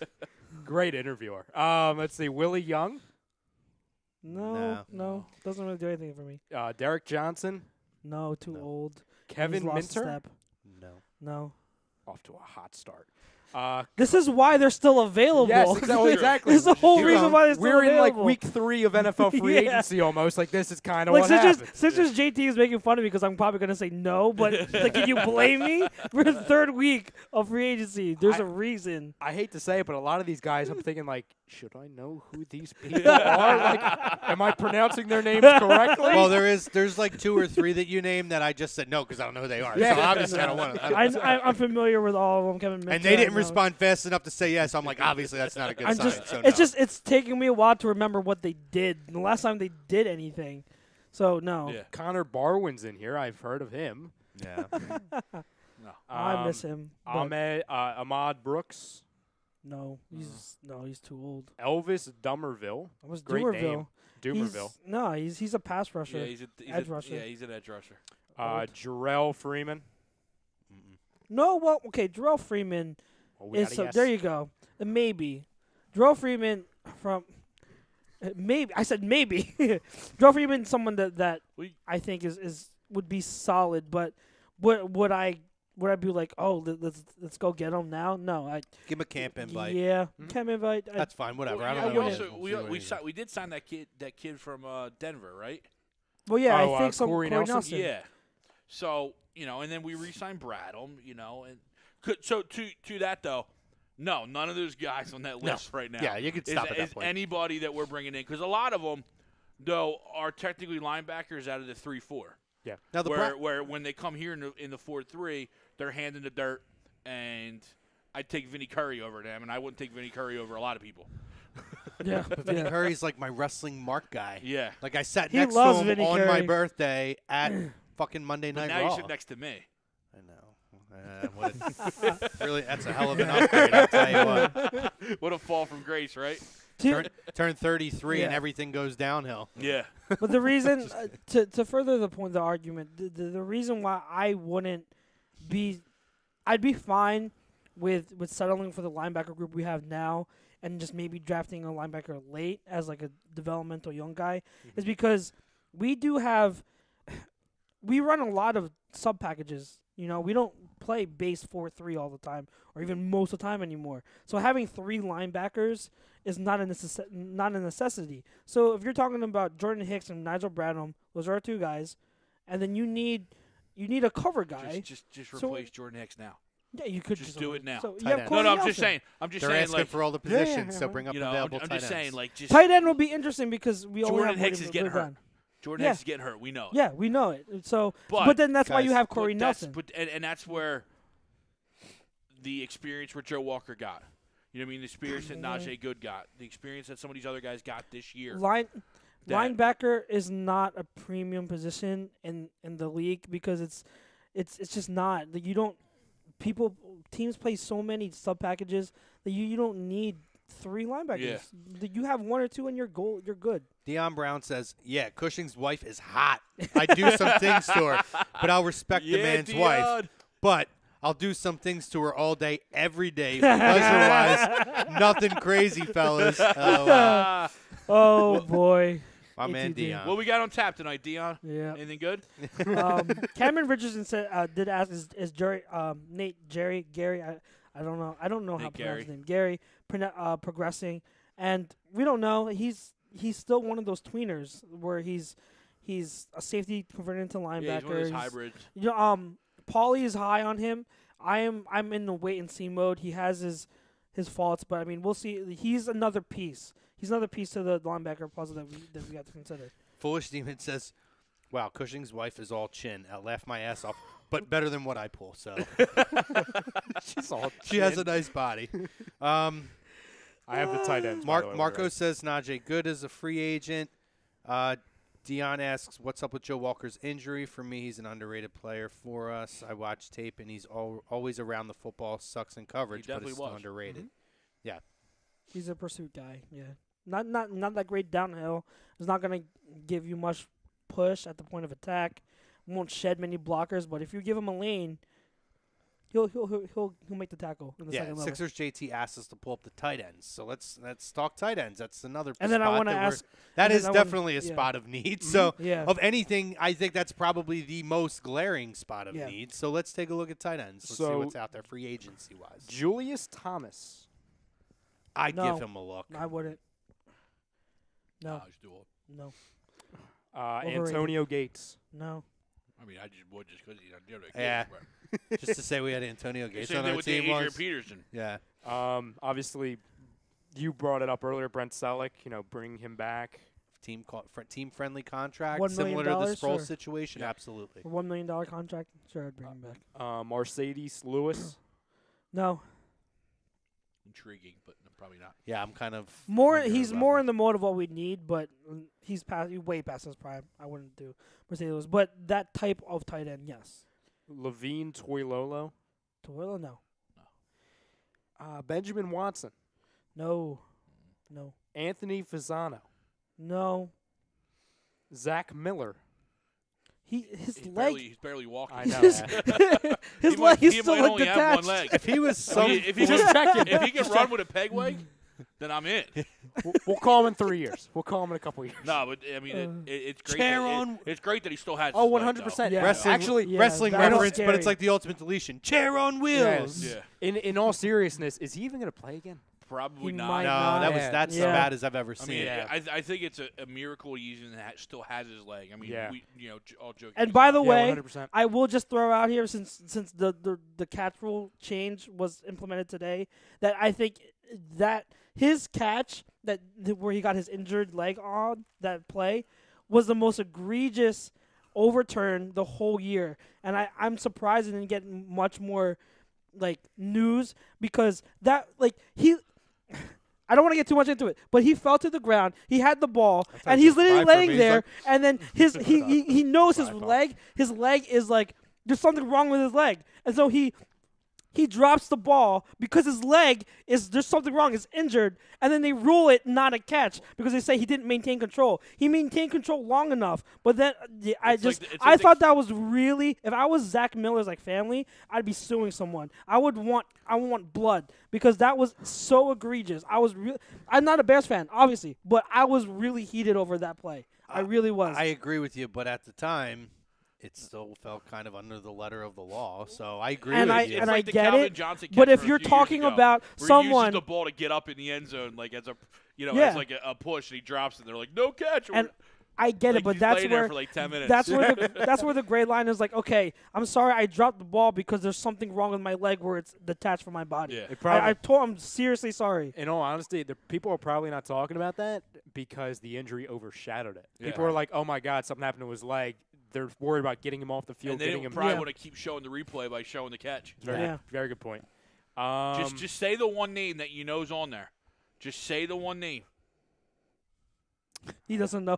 I don't follow. Martellus Bennett. He yes, retired. yes, Oh, yes, I was yes. retired. He's retired. He He's not retired. retired. He'll come out of Oh, he's retirement to lying? play with his brother. He was first on the list, but I was thinking like, Yeah, no, okay, no, I no, named no. 7 I guys was waiting before for that retired. I was was waiting waiting for his for him. name too. yeah. Listen, No, I would.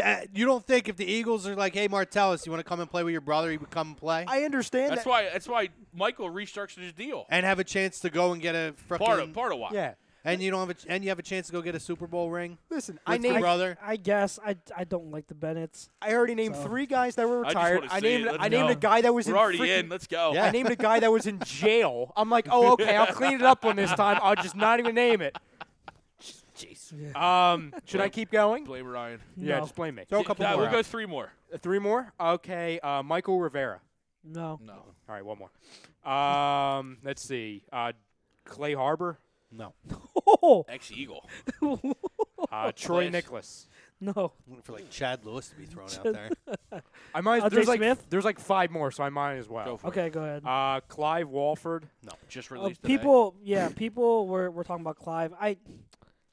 Would I be upset? No, but again, he's not someone where I'm like, yeah, let's bring him in. No, he's decent. Brandon Williams. No, Jeff although he's a Cumberland. blocker. Jeff Cumberland. No. Richard Rogers. No. Oh man. No. But he has always produced when he had a quarterback. Yeah. So I wouldn't, kind of like Chuck's with the Clive. I wouldn't hate the I wouldn't hate the two look. first name. Like Michael, who's Michael Williams that you talked about earlier. Jimmy Okay. Martellus. Oh, definitely Jimmy Martellus. He's a really good blocker. The thing is, we can't just have a blocker as our second tight end. They need to be at least somewhat well-rounded. He's everything you want as a blocking tight end, but he has no speed and he can't catch for a lick. So I that's the reason why I wouldn't bring him in. Chris, That's what they call offensive linemen. I was literally going to say, essentially, it's just an extra offensive lineman. Yeah. we will bring him in, and we will change his position immediately. It's like the closer role. You're creating new positions on the field. Chris Gregg. No. Scott No. Simonson. Okay, now you're getting to the point where I don't know these names. Well, and finally, That's why I say just say no. Ifeanyi Moma? Oh yeah, no, I wouldn't. I know who you're talking That's about, the but I Axio wouldn't. guy. No, I wouldn't. I think he's from Temple. Yeah, no. No. Paramoma. And that is it. Yeah, Yeah, that route, I'm going Martellus Bennett and draft. draft. Let's go. There's blocking tight ends in the day 3 of the get in. draft, so trust me. Yeah. Before we get into Fultz, this is the one question I did want to ask. I know a few weeks ago we were talking about the Le'Veon Bell contract. Remember we got into that big debate. Yep. And you have made a good point about teams, fans want their teams to sign the one player to a big contract, but then you got to focus on the whole team. You got to make sure you have a well-rounded team. You can't just pay all the money to one player. Well, there are a lot of moves, as you can we can tell from the Rams, going all in, like we said earlier, with their team and with Goff on a cheap contract. We are going all in because with the window we have with Wentz on a cheap contract, we're building up the rest of the roster. That's a movement that you're kind of starting to see. Like the teams, they have a young quarterback. The Seahawks did it a few years ago. Yeah. When they had Wilson, they built that defense and they won with that defense.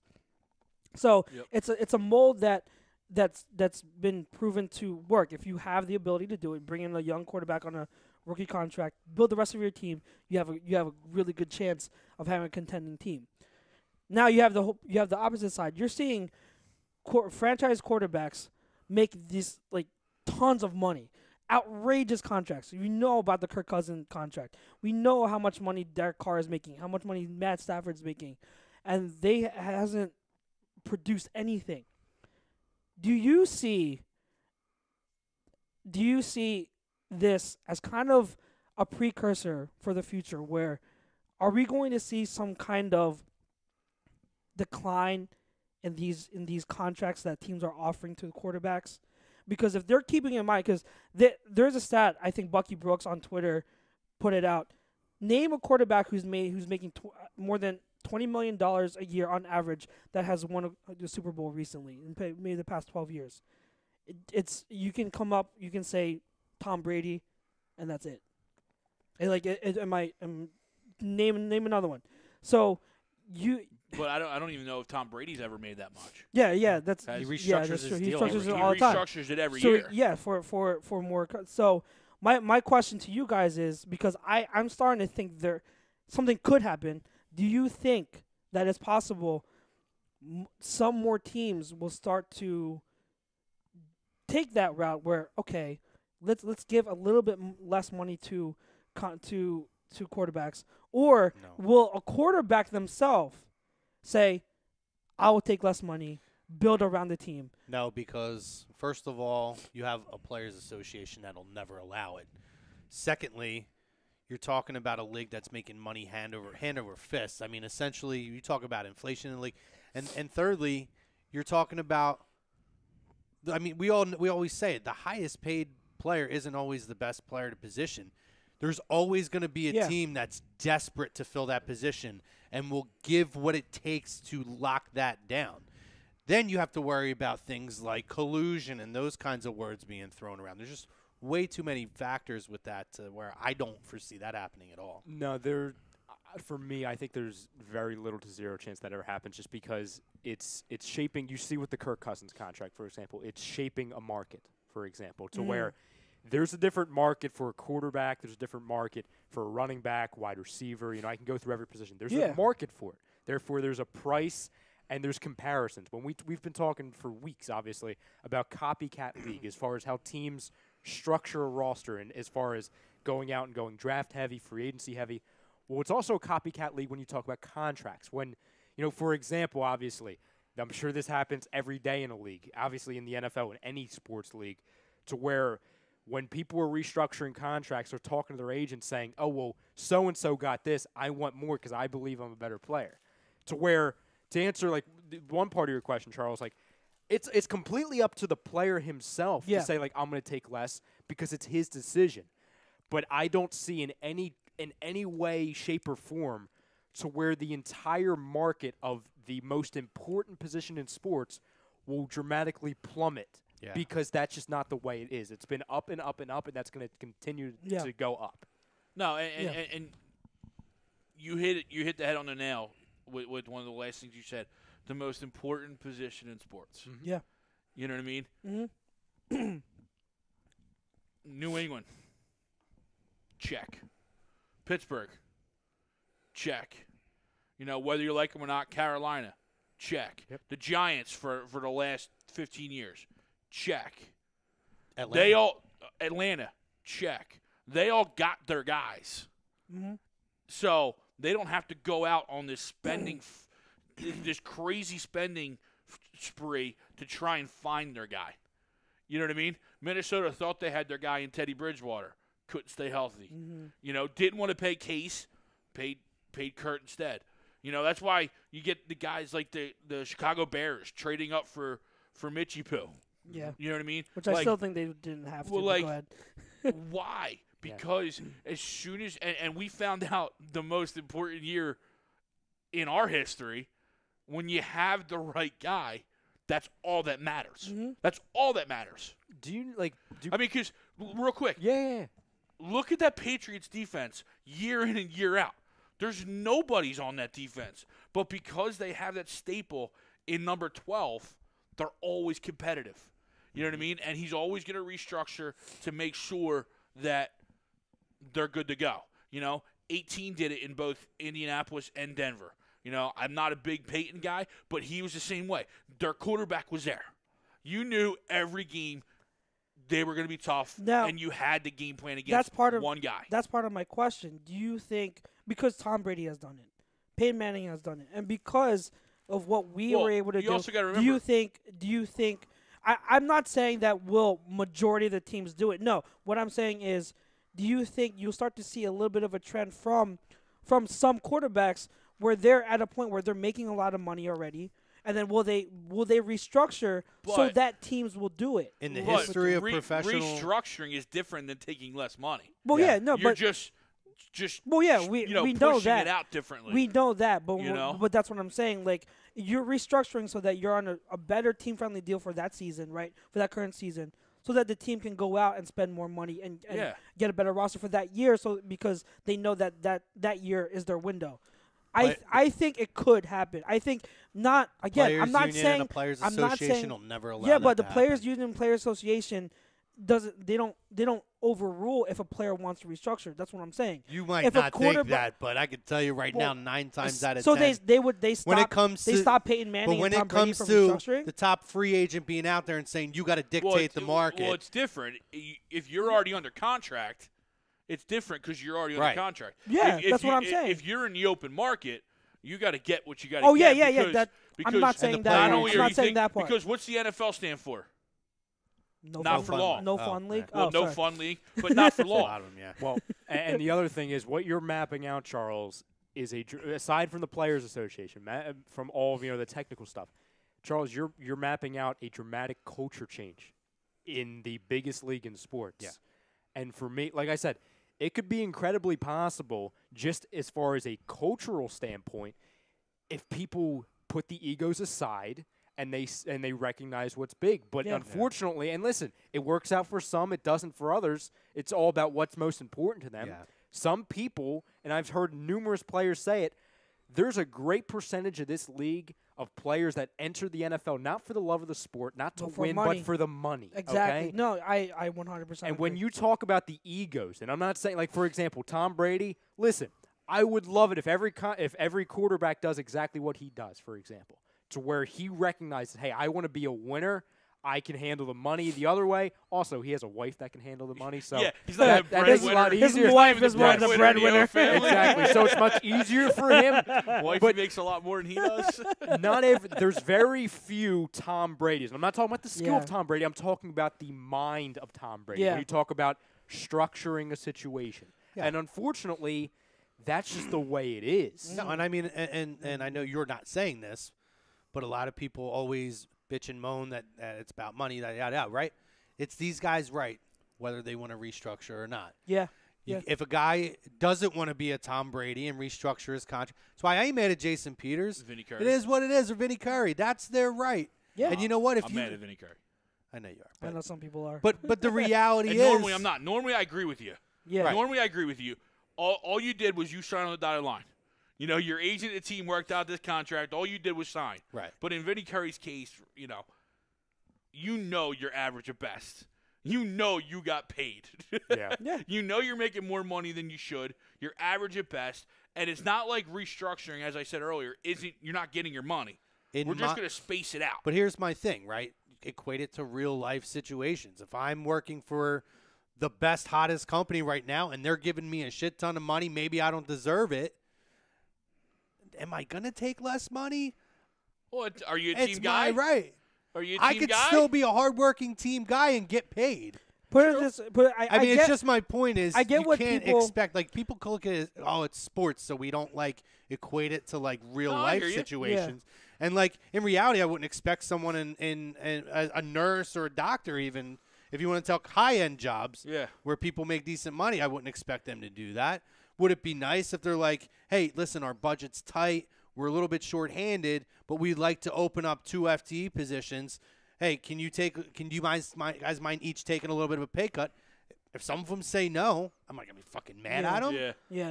No, I got you. I think I totally understand where you and some other guys like Tom and Mataraki were getting at, where like, oh, like they were blasting Vinny Curry, and I understand that it's because I get what Vinny you're saying. Vinny always says, oh, like I'm a Philly guy, I'm from the area, I'm an Eagles fan, therefore I want to be an Eagle for life, and I understand. I just think the reason why I'm not so mad is because winning a Super Bowl with his dream, like his childhood team, could have changed stuff. Maybe he accomplished what he wanted to do and won a Super Bowl with us, and was like, okay, like it's never gonna get better. My market for a pass rusher in today, the free agent market, and with the draft, I'm gonna be able to get a lot of money and play at a be a full-time starter. Maybe that's why he did it. To Maybe your so. point, and I know it's a slight stretch because of the difference in the impact of the player.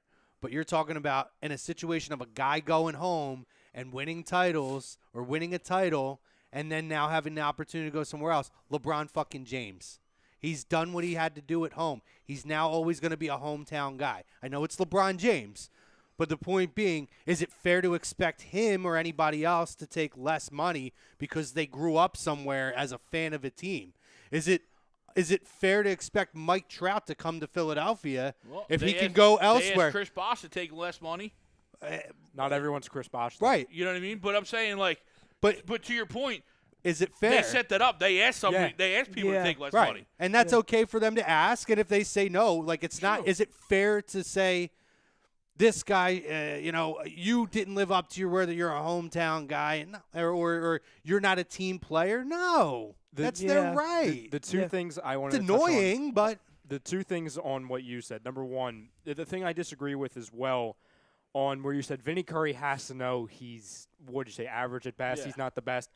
I disagree. I can only assume that guys at this level, especially after they just won a Super Bowl, I'm sure these guys and I'm sure the agents are feeding I'm it sure to they them, are. saying, You're I'm right. the best. No, I'm you're the absolutely best. right. Because how do you play in this league if you don't think that way? Exactly. Yeah. And I agree you with have to have an ego almost to a fault. Absolutely. Yeah. And then as well, the second thing is, and I completely agree with, with the quarterbacks thing, the big thing you had said on, is why? Why pay someone that much money? That's always the question. And the thing I would say to anyone that says this, and I completely agree with what you said, is that do people realize how time-consuming the conversation is about talking about we need a quarterback? who's our guy. Do you know how much time that saves when you have a Wentz or a Brady or a Breeze or a Big Ben? And that's to why where you know he's your guy for 10 to 15 years. And that's why you're going to see these numbers for like a Matt Stafford. I love Matt Stafford. But the Lions think that they have their quarterback. And you know Is what? he it? I think he is. He just needs a team. Exactly. You know what I mean? Yeah. But Yeah. that's why Matt Stafford is the highest paid or was the highest paid quarterback in the Yeah. league. And because you have to keep him around Yeah. because you invested so much in him with the number 1 overall draft pick. And you know what a Matt Stafford, you know what a Kirk Cousins is thinking, especially because obviously the conversation we were talking about, it's like, oh my God, look at all these people going crazy for Kirk Cousins. He's not even the best. We were comparing him like, oh, is he even better than Nick Foles at times? Like that was a conversation people were having. And it's kind of like when you're in Matt Stafford's shoes, when you're in the agent's shoes, when you're in Kirk Cousins' shoes, you know how important you are to teams, to cultures. Because obviously outside of you just being a guy for them that's better than a freaking Chad Henne or a freaking Chase Daniel or whoever, you have a situation where you're the guy for the city, the organization, where you're affecting, obviously, jersey sales, ticket sales, marketing value. You're it. Yeah. You're on the posters. Yep. So it's the worth not only on the field, but just the entire picture. That's why the market will never go down. It'll always go up. Yeah, absolutely. And that's why every time you get someone that signs the next deal, they're always the next highest paid. They're going to get, if someone gets paid $200 million, someone wants 201. Yep. Yeah, I mean, if I think I'm better than the guy that's got $200 million, I'm going out for that 201 or 202. Yeah. We're going to price us right you. And Absolutely. that's as far as it goes. And that's kind of what it is. It's Yep. it's kind of It's who's up next? yeah. You know, who's up next? I mean, it's petty in some ways, Yeah. but you know. All right, so we're probably going to run a little bit over. I definitely want to get Markelle Fultz talking. Yeah. Dude, wasn't that great? Fultz. That was epic. That was epic. fantastic. They're just never going to let that. We're never going to let that die, which is No. great. So Markelle Fultz came back last night. I mean, I think we all kind of marked out when we got the update that he was going to play. Yep. That, you know, obviously with this organization, you don't know what the hell to believe. I watched us do the chant real quick. And it popped on YouTube. That looked pretty damn good. Oh, watch it now too. Yeah. Oh, here it pretty is. good. That looked pretty damn good. Yeah. But you no, know, that was- listen. So how do we think he looked last night? I'll start. I thought Brett Brown putting him into the game at the right times. I didn't feel like he had any sense of pushing it or you know, overly doing anything. He wasn't forcing anything. I think maybe in the beginning a shot or two, but for the most part, I felt like he just, as the game went on, he got back into the flow of the game. He took some good shots. His shot looks 1,000 times better. Oh, that step back, Hezzy Jimbo. He as looked K- aggressive KD on the said. court. He was grabbing, you know, he's dishing the ball, finding open men. A little sloppy at times running around the court. He looked a little bit like all over the place. He But looked a little bit of Bambi in his first run. Yeah. You know, he looked like Bambi in his first run, just like, oh my God, I'm out here playing. Let's go. Yes. And then, hi, Miles Plumlee. Well, you know, Or Mason Plumlee, whatever Plumlee brawler it is. the first thought that came into my head once he settled in was, oh my God, he's bouncy. Like he's he's like a friggin', I don't even know how to describe him. Like he's just bouncing all over the place. Gumby. Yes. A little bit before your time. No, I understand. I understand. YouTube. Gumby and YouTube. Pokey. I YouTubed it. Gumby and Pokey. Gumby. I think it's fair to say, though, he looked like he had a different energy and mindset than at any point we saw him the first 4 games that he played this season. Agreed. I mean, if Yeah. you can really remember back that far, you know, Yeah. that's how far.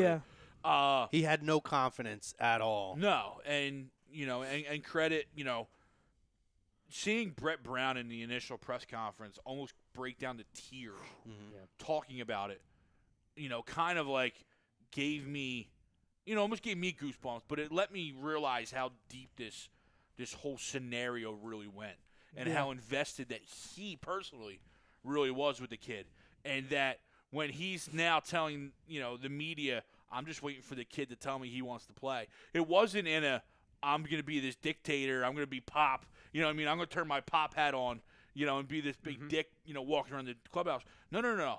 he was trying to push the kid. Yep.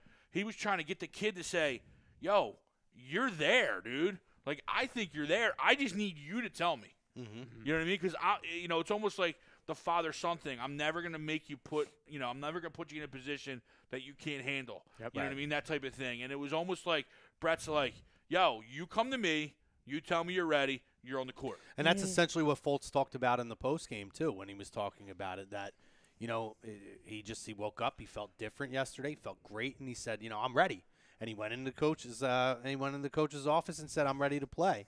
And that's the thing is you saw all, like, the dissension in the media and all the things that people were writing about as Brett Brown, they were trying to create a rift between him and Brett Brown. I think we always talk about the eye test, Charles. From what I saw, good eye. When you talk about genuine positivity and good feelings, you could tell when someone's talking to you and bullshitting a story. When Markelle Fultz was talking about, what it meant for the guys on the team to support him, for the coach to be supportive, and then you heard Brett Brown talk about the situation. That'll tell me a lot more than some words on a paper that somebody's trying to do to get clicks and create reading material or sell a paper. I felt like it was beautiful almost to watch, and the reception that he received was freaking awesome.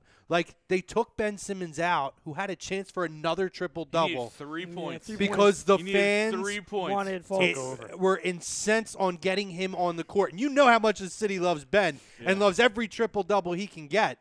They wanted to see Fultz come in last night, close out that game, and I felt like it was a very rewarding situation for everybody and very positive moving forward. And I'm glad Brett did, because you see how he played late in the game. He hit those couple of jumpers. Mm-hmm. It's just like the way. What do you mean? They're What? not jumpers. They were like in the no. That would be They're outside shots, but that though. would be my one negative is we didn't see a true jumper. A lot of everything he did was in the lane, which is fine because one of those things, as Well, time no, I'm talking about late. Like, it was like 2 minutes left. he had one or two jumpers. He had two in. jumpers it was all outside. within the lane. No, it was like from Was it 20, out? like 20 feet out.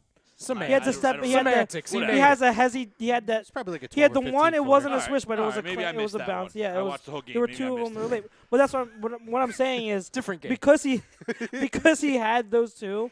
I think it was like a weight lifted off of not only his shoulders but ours, because we wanted like that jumper, and you see it late, and it's just like he has it. Like when he hit that first one, granted it wasn't a swish. It clanked out the front rim, off the backboard, and went in. But I don't care. Like I saw it, he hit it, and I'm They all like, count. yes, yes. And They all count. his form looks fine. So that's what we I'll be want. interested It's to see so- the free throw line, though. Yeah. That'll be interesting. Yeah. It's crazy going back to last night as a fan because, since he's been gone, basically, since he, went on his hiatus, I put him so far back in my mind because I figured, like, Yeah. okay, it's going to be the Sixers. He's not going to play, whatever. My main focus was Ben and Joe because they actually were playing. And that's no disrespect, Mark. No. It was basically, okay, it's Philadelphia, it's the Sixers. They It's did the this red with shirt. the other It's two. the red Yeah, shirt. so let's Yeah, switch our year. Like Greg, we were talking about this on Agree to Disagree, obviously, before he returned. We were saying, like, maybe it's going to be better for him, obviously. And I put it so far back in my mind, and I wasn't worried about it, like, because I knew he was in there. Like, I knew the player he was. I knew, like, listen, I'm not saying he's going to be Ben. I'm not saying he's going to be Joel. But I knew all along he was going to be an impact player. I just knew we had to get him there. So I knew, Yeah. like, I had to hear for months. We all did, oh, he's a bust already. And we had to hear that from everybody for so long. And for me, when I initially read, I got the notification that he's back. He's playing. Same people tonight. that told us Joel is Greg Oden. Yes, Yeah. exactly. As soon as I mean, got let's be real. It is only one game, but What did Well, Mike, yes. with you. what No, did Mike I agree Wilbon with say? you. But that's why it was so unexpected because when I got the notification, like I said, I didn't care about this year for him. And instantly, when I saw he was playing, when I saw him play, I got so much energy. I didn't know what the hell was You happening. messaged the group. You're like, Yes. Fultz is playing. I'm Yes. I don't even remember the last time I dropped anything in there. And I'm like, Fultz, I had to tell everybody. And when I was watching, dude, I freaking did my show prep. I said Tom and I were making like 25 things of Sixers content. If I could have, I would have mowed the lawn. I would have washed the car. I had so much energy.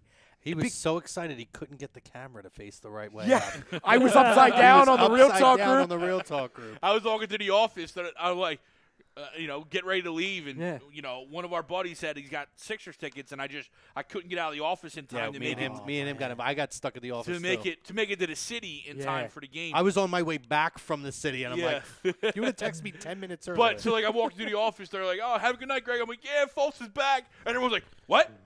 I'm like, "They're like, did I hear you right?" I'm like, "Yeah, Fultz is back." I said, "I still won't believe it until he gets on the floor, but he's back." Yeah. Mike Parker said, "Super synced, fellas. Nice job talking about our Fultz Yes. chat." Dion Brown says, "Boom, Fultz. He looked very rusty at the beginning, but he appeared to get his legs under him as the game went on. Definitely. It'll be fun to watch him for the next 10 games leading into the playoffs." And I like that too. Last night they did make it a point to mention that they do have an expectation for him to play a role in the playoffs. Yeah. Well, I think. Well, it wasn't like a Sidney Jones just come in, get your legs done, and when the postseason starts. No, I think you're going to find a very similar role to what he did last night, the next 10 games, and then in the playoffs. You know what I mean? 10 to 15 minutes, spell Ben, because Ben just causes such a nightmare from a matchup standpoint. You know what I mean? I think in late in games, though, I would like to have his – if you can get his 3-point shot down again, back, I think I would like that late in games to have him and Ben on the floor, even though they're right now you could argue they're ball dominant players. Fultz, you need shooters, and I think Fultz is another guy who can create his own shot. So if you're in a situation where you need someone to create their own shot, Fultz is your one guy who can do that. Right. It's here. It's here. It's here. Greg doesn't know what this is. Greg's like, "What's here?" Yeah, I don't know what the hell's here. Oh, it took this long? It's freezing. Hold on. Should I Read read it? Read a comment. Okay. Read a comment. All right. Sixers JT says, "Once Markelle hits his first 3, he'll be back into his Washington form. I never liked Brett. I never liked when Brett said that. I think it was when we were talking about his confidence. That anyway, because it shows Markelle still has problems with his confidence." Foolish Demon says, "I've adopted the Sixers and Flyers as my Eastern Conference teams. Blazers and Golden Knights are my West Coast teams." Yeah, I think he's from Portland. Yeah. Am I right, Foolish? Let us know, Foolish. If the Phillies were in the AL, they'd be my AL team. But they're fair enough. Mike Parker says, "Speaking of good eye, Caesar leads off in less than 48 hours. Yes, let's go. Sixers JT, "I don't watch hockey, so I can't tell you who my team is. If the Flyers ever win their version of a championship, I'll probably bandwagon on and go to the parade." You can, buddy. Sorry, That's all right. Few more years. You're good. Fultz hit a couple. Parker said that Fultz did hit a couple 18 to 20 footers. All right. Foolish. Yeah, that's the Foolish team. Sixers JT. It's a step back, heavy The Jimbo, Yankees. as Kevin Durant says. Now it's time. Greg, you're new to this. Yay! Our friend Sweeps has chimed in. Yes. Oh, yes. Yes. Yes. Yes. He Sweeps says- can't work the chats, so he texts in. Oh, every I know. week. Sweeps. This is our He Sweeps his he intro. text of the knows week. Facebook, doesn't know Facebook. I love Sweeps. So Me and him will just sit here and talk hitting Yes. after his shows on Sundays. Nice. It's amazing. he says, 4 of my favorite cats. What's up, fellas? Had What to up, work Al? tonight. What up, Sweepsy? Just What up, hopped buddy? on. Going to listen to replay later. Great epic Fultz chant there. Yes. We love that as well. Yeah. He also says, I thought Fultz looked great for having 5 months off. And like I said, from the beginning, I never bought into the mental midget BS. He was definitely hurt, forcing him to try and play pain-free. Awful-looking shot attempts, but I was very happy with last night. Yes. He said, let's effing go. Also, Chris Mack to Louisville and Jeff Chapo to Pittsburgh. I did see Chris Mack to Louisville. That's pretty big. Wow. Well, thank you, Sweeps. Thanks, Sweeps. Appreciate you Sweepsy. dropping. I feel like Bob Uecker dynamite dropping, Monty. Those broadcasting classes are really starting to pay. I was thinking about just hitting you guys with it, but I'm also like, I don't want to make it too loud. I don't want to. Prepare yourselves Yes, in I case the try to volume's prepare. up. God. I'm gonna touch on something real quick. Yeah. I'm gonna buy into the mental midget part because there were 2 questions last night in his presser that he completely ignored. What was his personal checklist Jessica Camarado asked it. What was your personal checklist in regards to what did you need to see from yourself before you can get back into the game?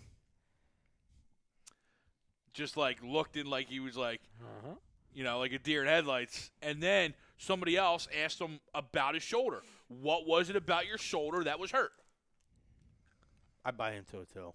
And I'm not saying, and I hope the kid's over it. Like, this is a positive talk, you know what I mean? But there was that too. So, I understand where Sweeps is coming from, but I still buy into it because, it's almost like bravo to the kid for opening himself up to the media, but you have to know that these questions are coming. Right. You know what I mean? And maybe that's what they didn't prepare him for properly. Yeah. Well, it's funny. That was the part that Brian Colangelo was in charge of. So. Yeah. I'm actually really on the fence with this because it's tough because I actually got myself thinking about it into like a freaking mental pretzel because I'm like, oh my God, like there's so many layers to it. Because I have to say, like, at the same time, like, yes, if first off, I can't speak for how I would react if I were Markelle because I'm not in Markelle's shoes. Like, I can't. Like, I'm not. I wish I was, but I'm not. So I would like to say that I would have answered the question at all or structured it better than just nothing. Yeah. But I also have to remember that he's 19. Right. For sure. That he should have been prepped accordingly by his agent or by the team staff. Definitely. I also have to remember as well on the flip side, because all morning on all of these freaking networks, the main topic is not the fact that he actually played or that he showed signs of what he could be or what a first pick in the overall pick in the draft should be. It was, oh, should he have answered questions? Oh, how did you feel? Were you offended? Yeah. Like, that is not what the storyline should have been, and it's a shame that it was. Exactly. So it's kind of, there's layers. I would have gone about it differently if I were him, but I'm not him. So I can only go so far with that opinion. 2, he's 19, so he's not used to this type of a thing, but as well he should have been prepped. And 3, the storyline should not be what did he say or what didn't he say. It should be how did he play? Oh, my God, how is he here? Well, that's what Thomas is talking about. Like, Stephen A. was what? I didn't listen to Stephen A. Don't listen to Stephen A., but apparently Stephen A. was bashing Fultz because of thing. Well, Stephen A., you can go kick rocks. Stephen A., still bashes the process. So I don't pay 2 cents or any mind to what Stephen A. has to say. Sixers JT says, when we draft Colin Sexton, be prepared for him to miss 4 to 6 months. Okay. And he says, Ben was Anthony good Bennett. hair. Joel was Greg Oden. He said, what God. happened to Brandon Ingram being the next Kevin Durant? You see, he has improved. Yeah. He has improved mightily, which is why the Lakers He are did what hit that they one are. game-winning jumper against us in Philly. And I still think he game can. I was mean, at. the dude's still 130 pounds soaking wet. You know what I mean? So, I mean, I think, Foolish teaming is from Portland. yeah, Oregon. once, Durant was just a stone cold killer. Yeah. Right out of the Yeah. womb. But so the lack of a body never hurt him because he was just a flat out assassin. But I think that's where Brandon Ingram's got to improve. He's got to hit the weight room. He's got to add on some weight, and then that way he could take those bumps and still finish. And it's amazing too because obviously you guys weren't on haven't been on the only show that's been going on is obviously Sports Hounds and Agree to Disagree since the Sixers clinched the playoffs. Yeah, And we it's- had snow and all kinds of different things that were impeding Freaking on stuff. brutal. It's amazing too. Like we put out the post last night because we went in full freaking Jason Kelsey mode. It's like just keep doubting us, man. Yeah. It's like Yeah. Joel Embiid, Oh. he couldn't stay healthy. Ben Simmons couldn't shoot. Rocco was the mayor of Brick Ben Simmons City. Sarge Sarge would shoot. never come over. Sarge can't shoot. Rocco still is the mayor of Brick Well, City. yeah, that one's fair. Every like 3 nights he's the mayor of Oh Brick my City. gosh. So much Rocco hate. Markelle is a bust. He'll never play. I can go on a list. Brett Brown, he's a horrible head coach. Yeah, he is terrible. Even Brian Colangelo, he's a rat. Might still be. Well, is he a might rat. still. He had his moments. Hashtag rat talk. You can just go on a list, and it's just the same thing over. And you're starting to see mirroring images. People comparing the Sixers team to the Eagles. And exactly that. I mean, we were talking today in the office. Me and a couple of my guys I talk with. My C-level guys that I that I butter up to. I ain't gonna lie. But no, we were talking about like they got that Eagles vibe to where they legitimately care about each other. Yeah. You know what I mean? Like you heard Markelle mention that Rocco's like his older brother. Well, yeah. You know what I mean? Or Rocco, in JoJo's interview, he's joking. As much as everyone is joking that Dario's walking by. Yeah, once we trade Dario, we're gonna be good. Like joking around. Like that's what these guys are. You know, because they're all a bunch of kids. Yeah. And they're all going through it together. And I think you got the right mix of veterans between JJ and JJ to lead these guys. Because I don't believe Amir Johnson's a veteran. He stinks. He's the you got Bellinario. Well, Bellinelli. Bellinelli. But does Bellinelli speak English? Like, I mean, come on. son. But Ilyasova. Son. I can't believe you're I can't believe you're disrespecting TJ McConnell like that. Yeah, he totally. He totally just. I understand. He totally just took a dump at TJ McConnell. But TJ is a coach on the floor. I mean, Yes, he is. I've loved him all the way I back love since TJ. Arizona. I So, love TJ. That was an all-time comment by you, JJ. but The right mix of veterans. But you're right. You're starting to see correlations between Yeah. what the Eagles had and what the Sixers have. It's You just know? Well, listen. Are I mean, you- they talked about it last night, obviously in the post game with JoJo talking about how this whole time he's been on the road with them, spending time with Markelle, kind of like making sure that he's a part of the team. He's in on everything, and he's not a guy that's forgotten about or a guy that's just kind of sitting there and doesn't have, the guys on the team to have his back and support him. And that was like that, not just how great that was to see and hear firsthand that kind of support behind him, but showing me the leadership of a Joel and seeing that, that's a pretty big deal, this whole Markelle Fultz thing throughout the year. And hearing the leadership that Joel has shown, maybe understated up until this point, that's encouraging for me going forward, knowing like this guy is – I love Ben Simmons. But for me, still to this point right now, this is Joel's team. Oh, it is. 100%. And it's crazy to that point, especially last night to where you saw Embiid and you saw Simmons and even Dario to where, like we said, kids, to where they look like the mentors for Fultz. I'm like, oh my! And then I had to like check myself. I'm like, wait a second, they're not veterans. Dude, they spoke like true fucking professionals. Yeah, absolutely. Like veteran professionals last night. The YouTube chat. No, go ahead, Charles. No, I was just saying, realistically, looking at it, what are your guys' expectations for the playoffs? Because Tom posted that thing last night. He's like, I'm not scared of anyone in the playoffs. Titan doesn't lie. No, he doesn't. No, He he picked doesn't. it. Saying. And Titan does I'm not thinking lie. of And it. If you think he does, we can walk right inside. I'm thinking You can thinking have a of chat it, with Titan. and I'm trying to be as objective as I can. And I'm starting to lean toward, if you're talking about scared, I don't think there is anyone that scares me. I think what do I think we should As long be as the LeBron's odds-on on another favorites? team in our conference, that team is going to be a force to be Okay, reckoned you can with. make it, but I think I got to we see could, what's going to be the deal with Kyrie. we could hold up against anyone in the East. I think we can hold up. We're not going to get blown out by anyone. We're not going to get outclassed by anyone in the East. And that's just me. Again, I haven't watched much basketball outside of Sixers this year because of stuff going on with the Eagles. But like, there's no one that what's going on with scares the me. Eagles? No, I'm Do just the saying. Eagles have a good run? Wait, what are you talking? What? He's being I'm kidding. I'm sarcastic. so confused. I'm kidding. This guy can't fucking read sarcasm. Jesus. He was teeing it up for you to be like, they're Super Bowl champions. And going to Jason Kelsey. I was like mode. so confused. I was like, wait, what are you talking about? I wouldn't say I'm afraid of teams. I'm concerned about certain players. Yeah. I'm worried about Lance Stevenson, and like that's why I'm sort of afraid of the Pacers a little bit. Okay. I'm afraid of Bradley Beal a little bit, Yeah. and if John Wall returns. Yeah. I'm obviously afraid of a certain guy by the name of LeBron in the playoffs where he hasn't lost. I mean, if there's a team that I'm looking at to where I think the perception outside is we should be afraid of them, but I'm not, it's probably Toronto. No, they're fake. Because I think Just Toronto like James Harden, Houston, they're fake. just never gets over the hump. They That's become exactly a it. different team in the playoffs. You know why they're start. fake? Because Brian Colangelo built them. But no, but you got guys that, you got DeMar DeRozan can score the ball. What's he done in the playoffs? Right. Kyle Lowry could score the ball. What have they done in the playoffs? Correct. Valanciunas, what's he done in the playoffs? Right. You know what I mean? I'm not scared.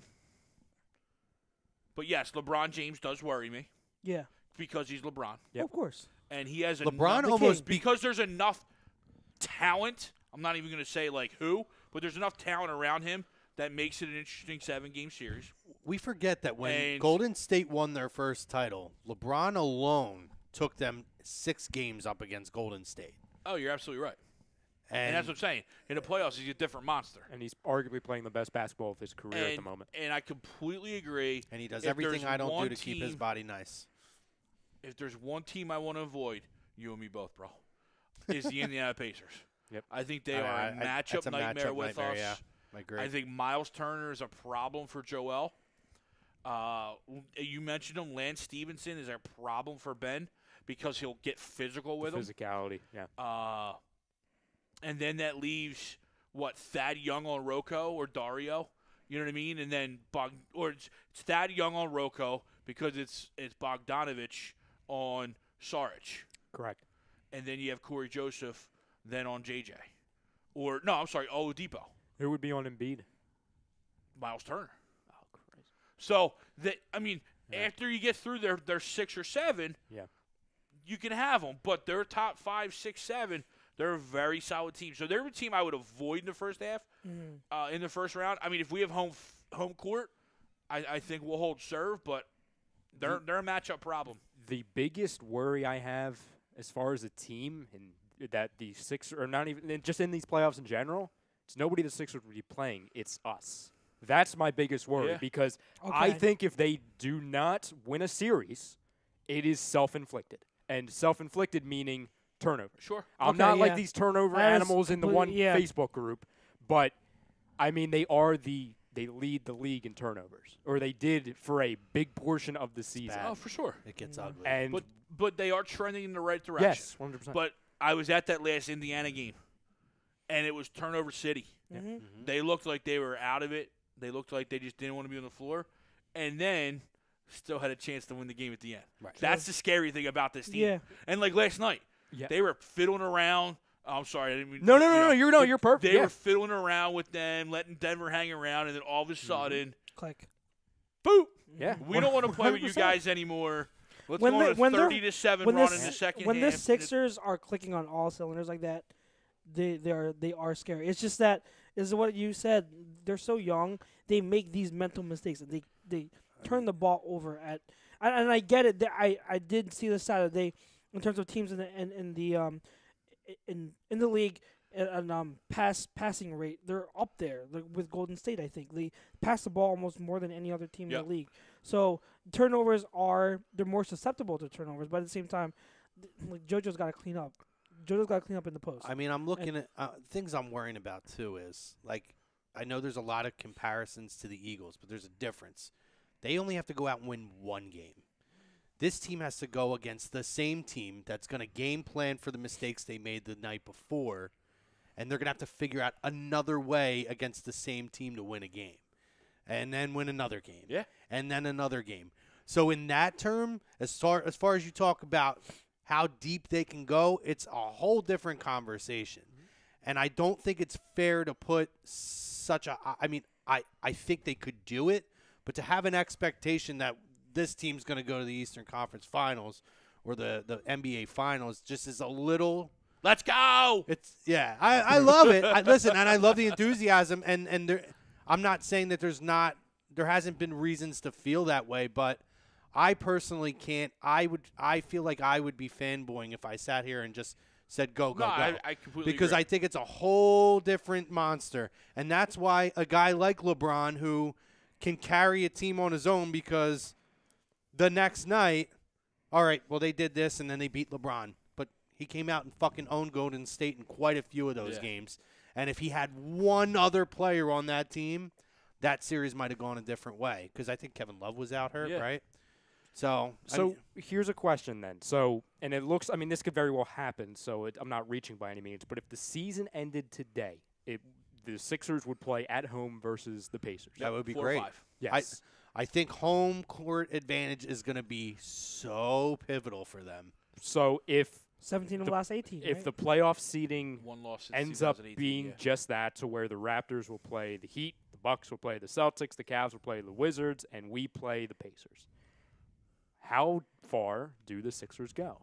What will their fate be? Gun to the head. I know there's time. Second round. Second round out.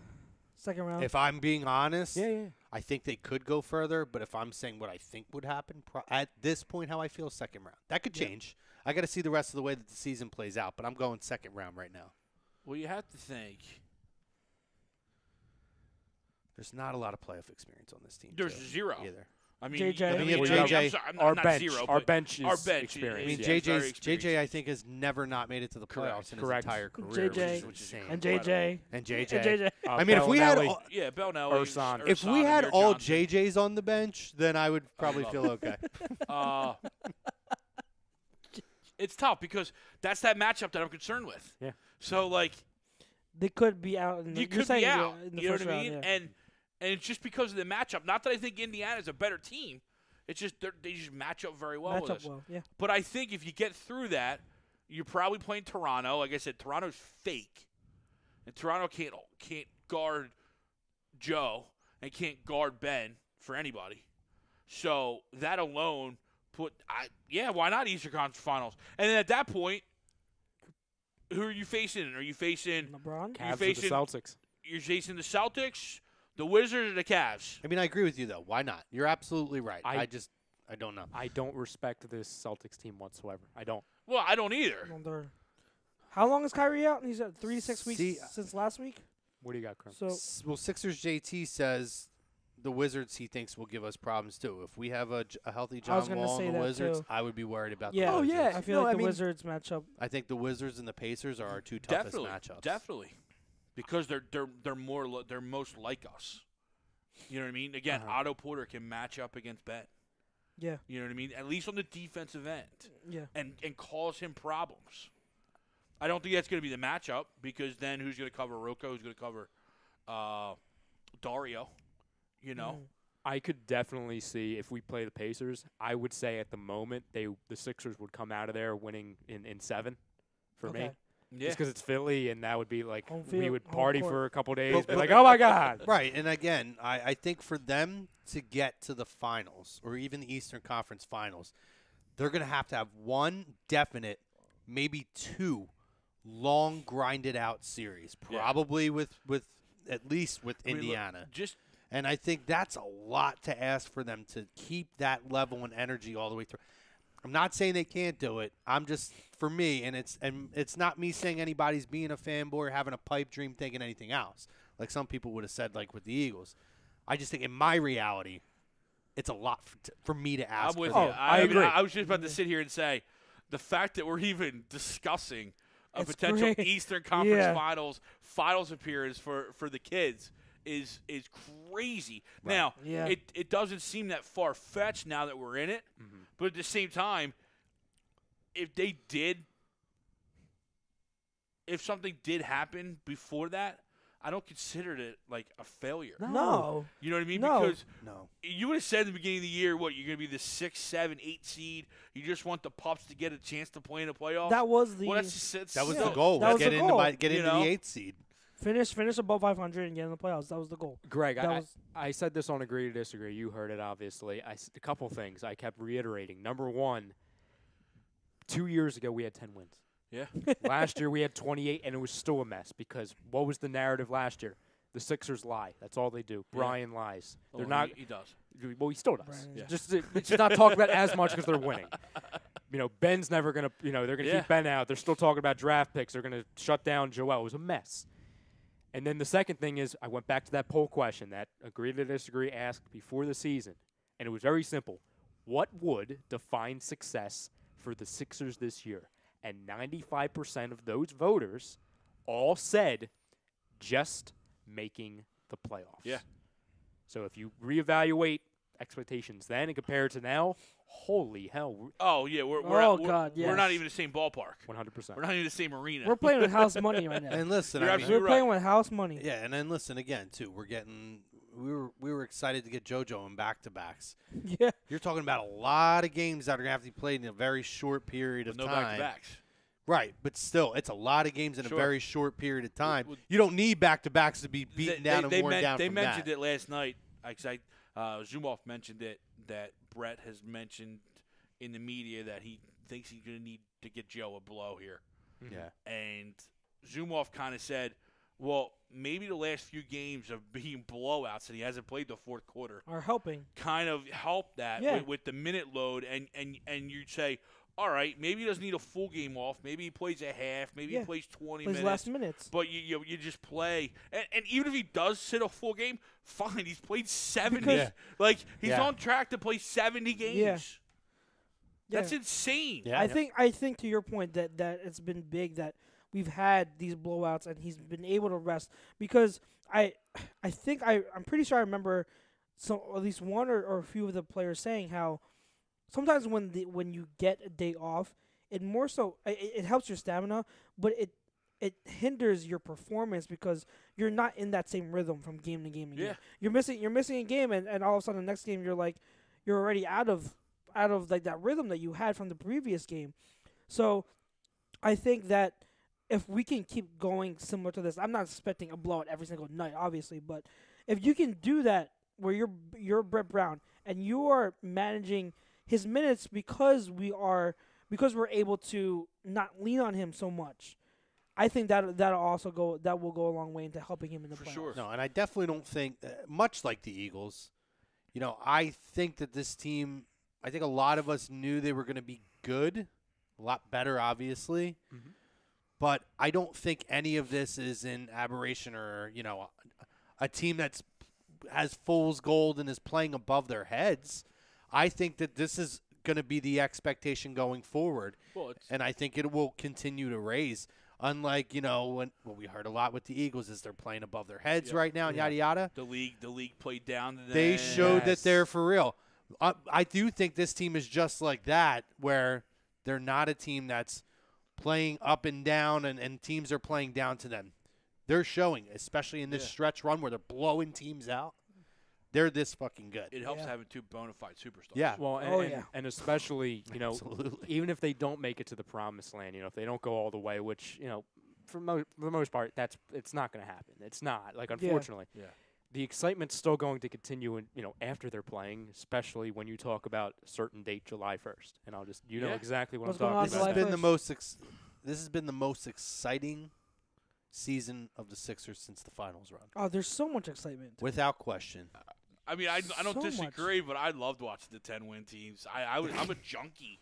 I know. I'm a process junkie, though. Like, I watched I had those season 10-win tickets teams. for 2 of those 10-win and Yeah, like, 14-win teams. I'm a junkie, so I watched every game I could. You know what I mean? I watched, and it was just like, all right, let me see what Brett's doing. You know what I mean? It's Yeah. definitely one of the most exciting seasons to talk about, Sure. to where it's not the same old, we'll get there eventually. We'll get there eventually. I think it's Yeah. exciting because we've talked about for years. Because I'm a process guy too. I've bought in since the day Hinkie stepped in and made his first move. I think it's so gratifying because we're seeing everything come into fruition as we expected. You know what I mean? Like we always talked about Hanky. Hinkie. Yeah. Well, We always talked about how it came to fruition as he laid it out for us, because it's not as expected because he's not with us anymore, and somebody else is taking over the Yeah. reins. So, but no, you're right. Yeah. You're right. it's nice to see You like know, the team be successful. It's tough. It's tough to miss these layups that Colangelo was left with. Oh yeah. You know what I mean? It's Please. tough. It's tough to miss these layups. Don't get me started on Colangelo. Well, listen, it's like being a God. Cardinals fan and Mike Matheny after the La Russa era. Yeah. Went to a World Series on fucking La Russa's coattails. Yeah. So, and now he shows that he stinks. # fire Mike or Matheny. Switzer with the Cowboys. It's amazing as well, and Tom and I touched on this last night real quick. When, for years, people talk about just Philly in general. They were so quick, and justifiably so, to kind of push, the short success of teams because, it's Philly. This is Philly, and this is the way it goes, and it won't pan out to anything because it never does. We're Philly.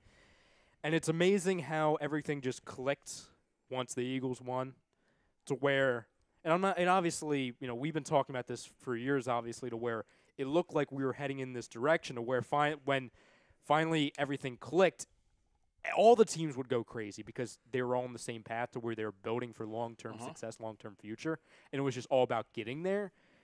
But now you look at it, and I always compare it to when the first time I started doing the A2D, to where back then it was so tough to talk about the Phillies because there was no direction. Yep. They were refusing to go into a rebuild.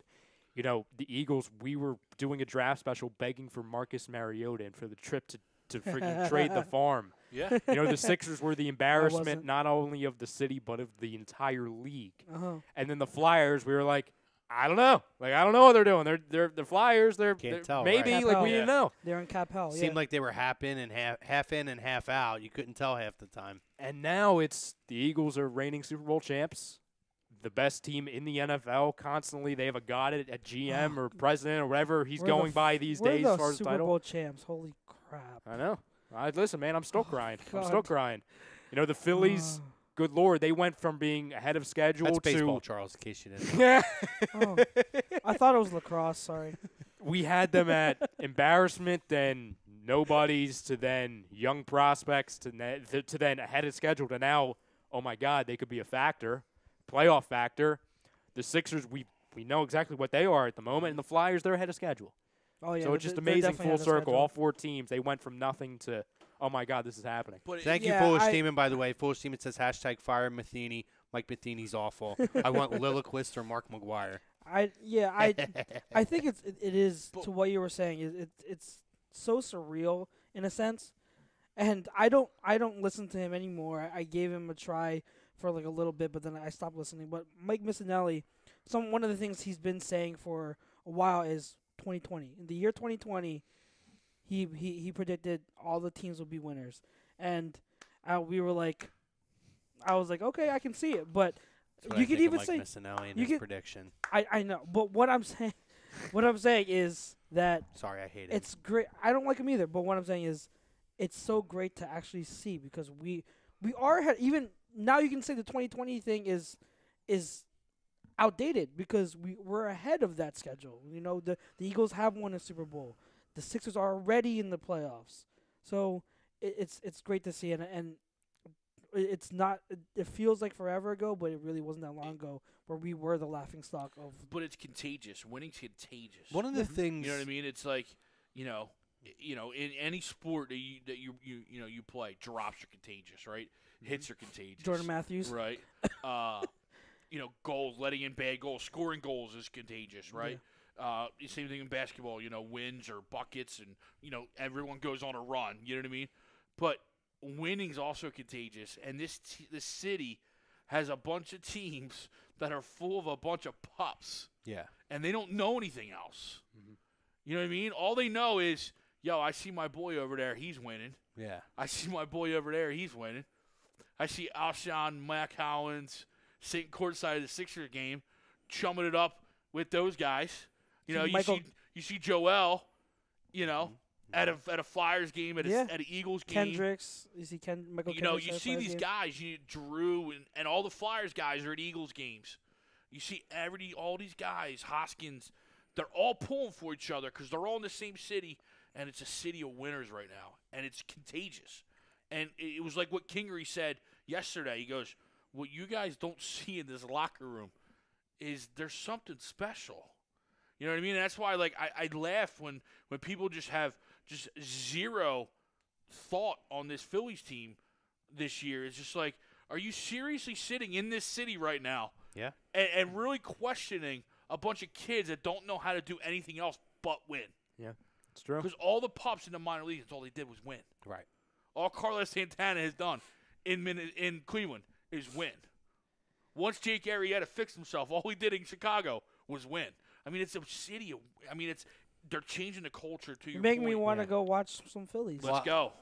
Now's the year to get in. But no, and I believe it was your show where you guys talked about, and I think was it Agree to Disagree, where you talked about when did you believe the process? Yeah, it was Sunday. Yeah, Sunday, right? Yep. I always believed. I was a hanky guy, so I believed the process could work. Mm-hmm. I can't sit here and say it was definitely going to work. But the moment that it changed for me where I said this will work, even taking Ben Simmons and Joel Embiid, because there were still question marks, was when I saw the Houston Astros win the World Series. Because that's the first team to implement a process where they went to their fan base and said, we're going to be awful for 6 years. But what we're going to do is we're going to build through a draft. Then we're going to build ourselves to a position where guys are going to want to come here. And then we're going to go on a run. And what did they do? Within that exact time frame, It helps getting they won a World Series. As it did with the Sixers. It helps drafting a Carlos Correa, a Jose Altuve. To your point. And when I saw that was going to happen, was what they were doing. And then I turned around and I kind of saw what the Sixers are doing. I'm like, it's a different sport, but there's a lot of parallels here. My concern with Hinkie was when is he going to flip the switch? Wait. Houston, right? Houston Astros? Where did Hinkie get a start? He got to start in Houston. Houston? We've cracked it. But I mean, when I saw them in baseball win, I said, this shows that this can win. This can happen if you hit with the right guys. Like you said, with a George Springer, with a Correa, with a Dallas Keuchel, and all these other guys who can contribute. And in our sense, you hit with Joel. You know what I mean? That was the right pick. You Joel. hit with Ben. Yeah. You know what I mean? You hit with those guys. Right. And I mean, obviously, it's a smaller roster with basketball, so you don't need as many guys as you do in baseball. But same as you hit with your core there, they hit with the core here. Hopefully, Fultz will be another name we'll throw in there. And look where they're at. They're right on path to where, if I'm being realistic, they could do it next year. They could be a finals contender. I believe it. But if I'm looking at it 2 years from now, this team will be in the finals 100%. No matter what happens the next 2 years, 2 years from now, I absolutely 100% believe this will work and they will be in the finals. Oh, it'll be next and year. I am a believer. It'll I be hope next so. year. I hope it is. Oh, you know why I'm saying that. Yeah. I always thought. Oh, you're right. When LeBron comes, right? Yeah. Absolutely. I always thought that at least with Hinkie, it was all a matter of as soon as he flipped the switch. And my concern. As soon as he flipped it, he flipped the switch. I just don't know when he was going to flip the switch. Was my concern with him. Right, but it could have been multiple different ways. It could have been. Did we end up with John Wall instead of Evan Turner? Did we end up with Karl Anthony Towns instead of Jahlil Okafor? It's funny here because Did they we say end up here with winless Wiggins, Wiggins winless for Wiggins, because he instead said of that, Embiid? and I said that in your chat, and I said, do you guys remember back in the day when we were all yelling winless for Wiggins? But he's a bona God fide damn. scorer, though. I wanted He is. Jabari Good Parker. player. He's a good player. And I'm glad Hinkie had the foresight to still take, well, at the time, the best available player. Absolutely. But what would he really have taken Embiid number one? I mean, that's something that I don't know if we're ever going to get an answer to. Like in hindsight, Yeah. we should be happy. I don't want to say happy, but we should be a little bit thankful that Embiid did get hurt his senior year or his last year in college. So that he fell. Because if he was healthy, we were never getting Joel Embiid. He was going to undoubtedly be the first overall But pick. that's where Hinkie flips the switch, says, this is my guy, this is my target, this is why I have all these picks at my disposal. Right. What do you want? Right. And when that seriously, when that and then if he's healthy, the next year Durant's a free agent? right. Oh my God. Just got goosebumps over here. See, my mind's been on this since Hinkie day one. I'm in. Do you want to take over for Colangelo? I would love to. There's a line at the door for that. Anyone, My first phone call's to Palo Alto. Hey, buddy, come on back. Not even a call. We'll drive out Come there. on back. Oh my gosh. The family needs you. Yes. Oh God. Gracious. Yeah. He hated. Wait, he said he hated Chris Stopps for a while until he started killing it. Who's he talking about? That's Foolish Demon. I did still want. hate Kristaps. I would take him. You wouldn't take Nope. him? Oh, I wanted him over Joe. Over Really? Nope. Why? Over Jahlil? I still take Ja over Kristaps. Oh. I think Kristaps might be out of the league in 3 years. Really? I don't believe in I think you're out of your fucking mind. But he's in a barren Knicks. You know what I mean? Just hover around long enough to get out I of mean, New York. look at Andrea Bargnani. I mean, yeah, he stuck around for a long time, but what impact did he ever really have? You know what I mean? And if Kristaps is so good, why the Knicks suck? Because he's the only one. Because he's the only player. But if on he's that so fucking- good, why I they don't know. suck? I don't know because he's. I don't know. I'm not complaining. I hate the Knicks, so I'm never going to complain. But maybe I don't hate him as much as you. And again, I haven't been watching as much basketball. But what I have seen is Could you imagine I JoJo like and Kristaps. Porzingis together though? I like Kristaps. I do. I Fuck, do man. like Kristaps. Now, do I think Kristaps No, I'd is? rather imagine Joe. I have my hesitations of Yeah. Kristaps as a bona fide top tier superstar. I don't think he's on that level, but I think he's really, really good. That's just me. So That's just me. knowing that Ja was a bust for us, Stinks. you Still would stinks. rather, and I guess if you go full circle, it kind of equates to the same thing at the moment. You would still take Ja, knowing he's not going to be on the team. Well, I You don't have- you think have that to they think made the of- wrong move at You that have time. to though. think of what was going on at that draft They time. did make the right we move had at no that time. idea with Embiid. Yes, I So am. you're what you do removing is- you're removing hindsight. Is what Right, you're you have saying. to. Okay. Okay, That's that's my what he question. said. That's my question. Yeah. Okay. You know, and I still think even as it worked out. I mean, yes, you're right. Am I crazy for not taking Kristaps right now because he's still actually in the NBA? Yeah, I probably am. But at the time of the draft, he was the best low post scorer No, I out there, and you didn't. I have don't him big blame at you that for point. saying that. but No, it- I don't blame you for saying that. But at all. again, if I get that's why I asked if we're bringing hindsight, because if we bring in hindsight, we also have to remember, okay, well, if you bring in Kristaps Porzingis, that's a guy who is also injury prone. You know what I'm saying? And that's why I said at the moment, neither of them, Ja's in the freaking Brooklyn and Kristaps is on the shelf. And that's why I still say yes, because everything that has done has led us to this moment. Yeah. Okay. If you bring in Kristaps instead of Ja, maybe we don't get the number 1 pick, and Maybe no Fultz. now we're not sitting with Ben Simmons. Okay. That's fair. That's fair. I mean, I don't have any. No, I regrets either. 1000% agree with that. Yeah, we I would end agree up with that, freaking yeah. Moutier or something like that. God, I Who's Or been was that- traded twice already? Was he in the Ben Simmons draft? Yeah, and maybe the year before. Who am I But now thinking? we're worried about Ingram or Ingram. something. you know what I mean. Or whoever went third. Or Yeah. friggin' oh god. And it's funny. Yeah. I just saw it. One of these other clickbait websites redrafting the disaster draft of the Ben Simmons draft. So obviously we got the one guy. So all Yes, sir. right, we gotta get out of here. I wanted Jabari. We're going to get out of here, but they are saying in here that Kawhi to Philly is a realistic possibility. I would take Kawhi. Done. I would take Kawhi. Sixers JT said that same thing. Done. That was TTP balling. Oh, my I buddy, TTP. love Kawhi. I love Kawhi's game. I just do. Pootie Tang says Moutier stinks. He does. Agreed. He does. Completely agree. Yeah. So, guys, thank you so much for joining us on Facebook Good to be and back. YouTube tonight. Woo. It's good to be back after an unexpected week off last week. Greg, thanks for filling in for Paulie. Thanks, Yeah, buddy. for I having me on, expect guys. Paulie will probably be back next week. Charles, Chuck's another good show. Brodo killing it over on the 1s and 2s. Second half of the show brought to you by Stream Smart. Thank you, Scanzano Sports, for hitting us up with the poll question. Obviously, Gibson Mayer LLC, our certified public accountant, make them yours. Live from the BMW of Atlantic City Studios, BMWAtlanticCity.com, A2DRadio.com, Birds of a Feather. Thank you guys for joining us. We'll see you next week. Deuces.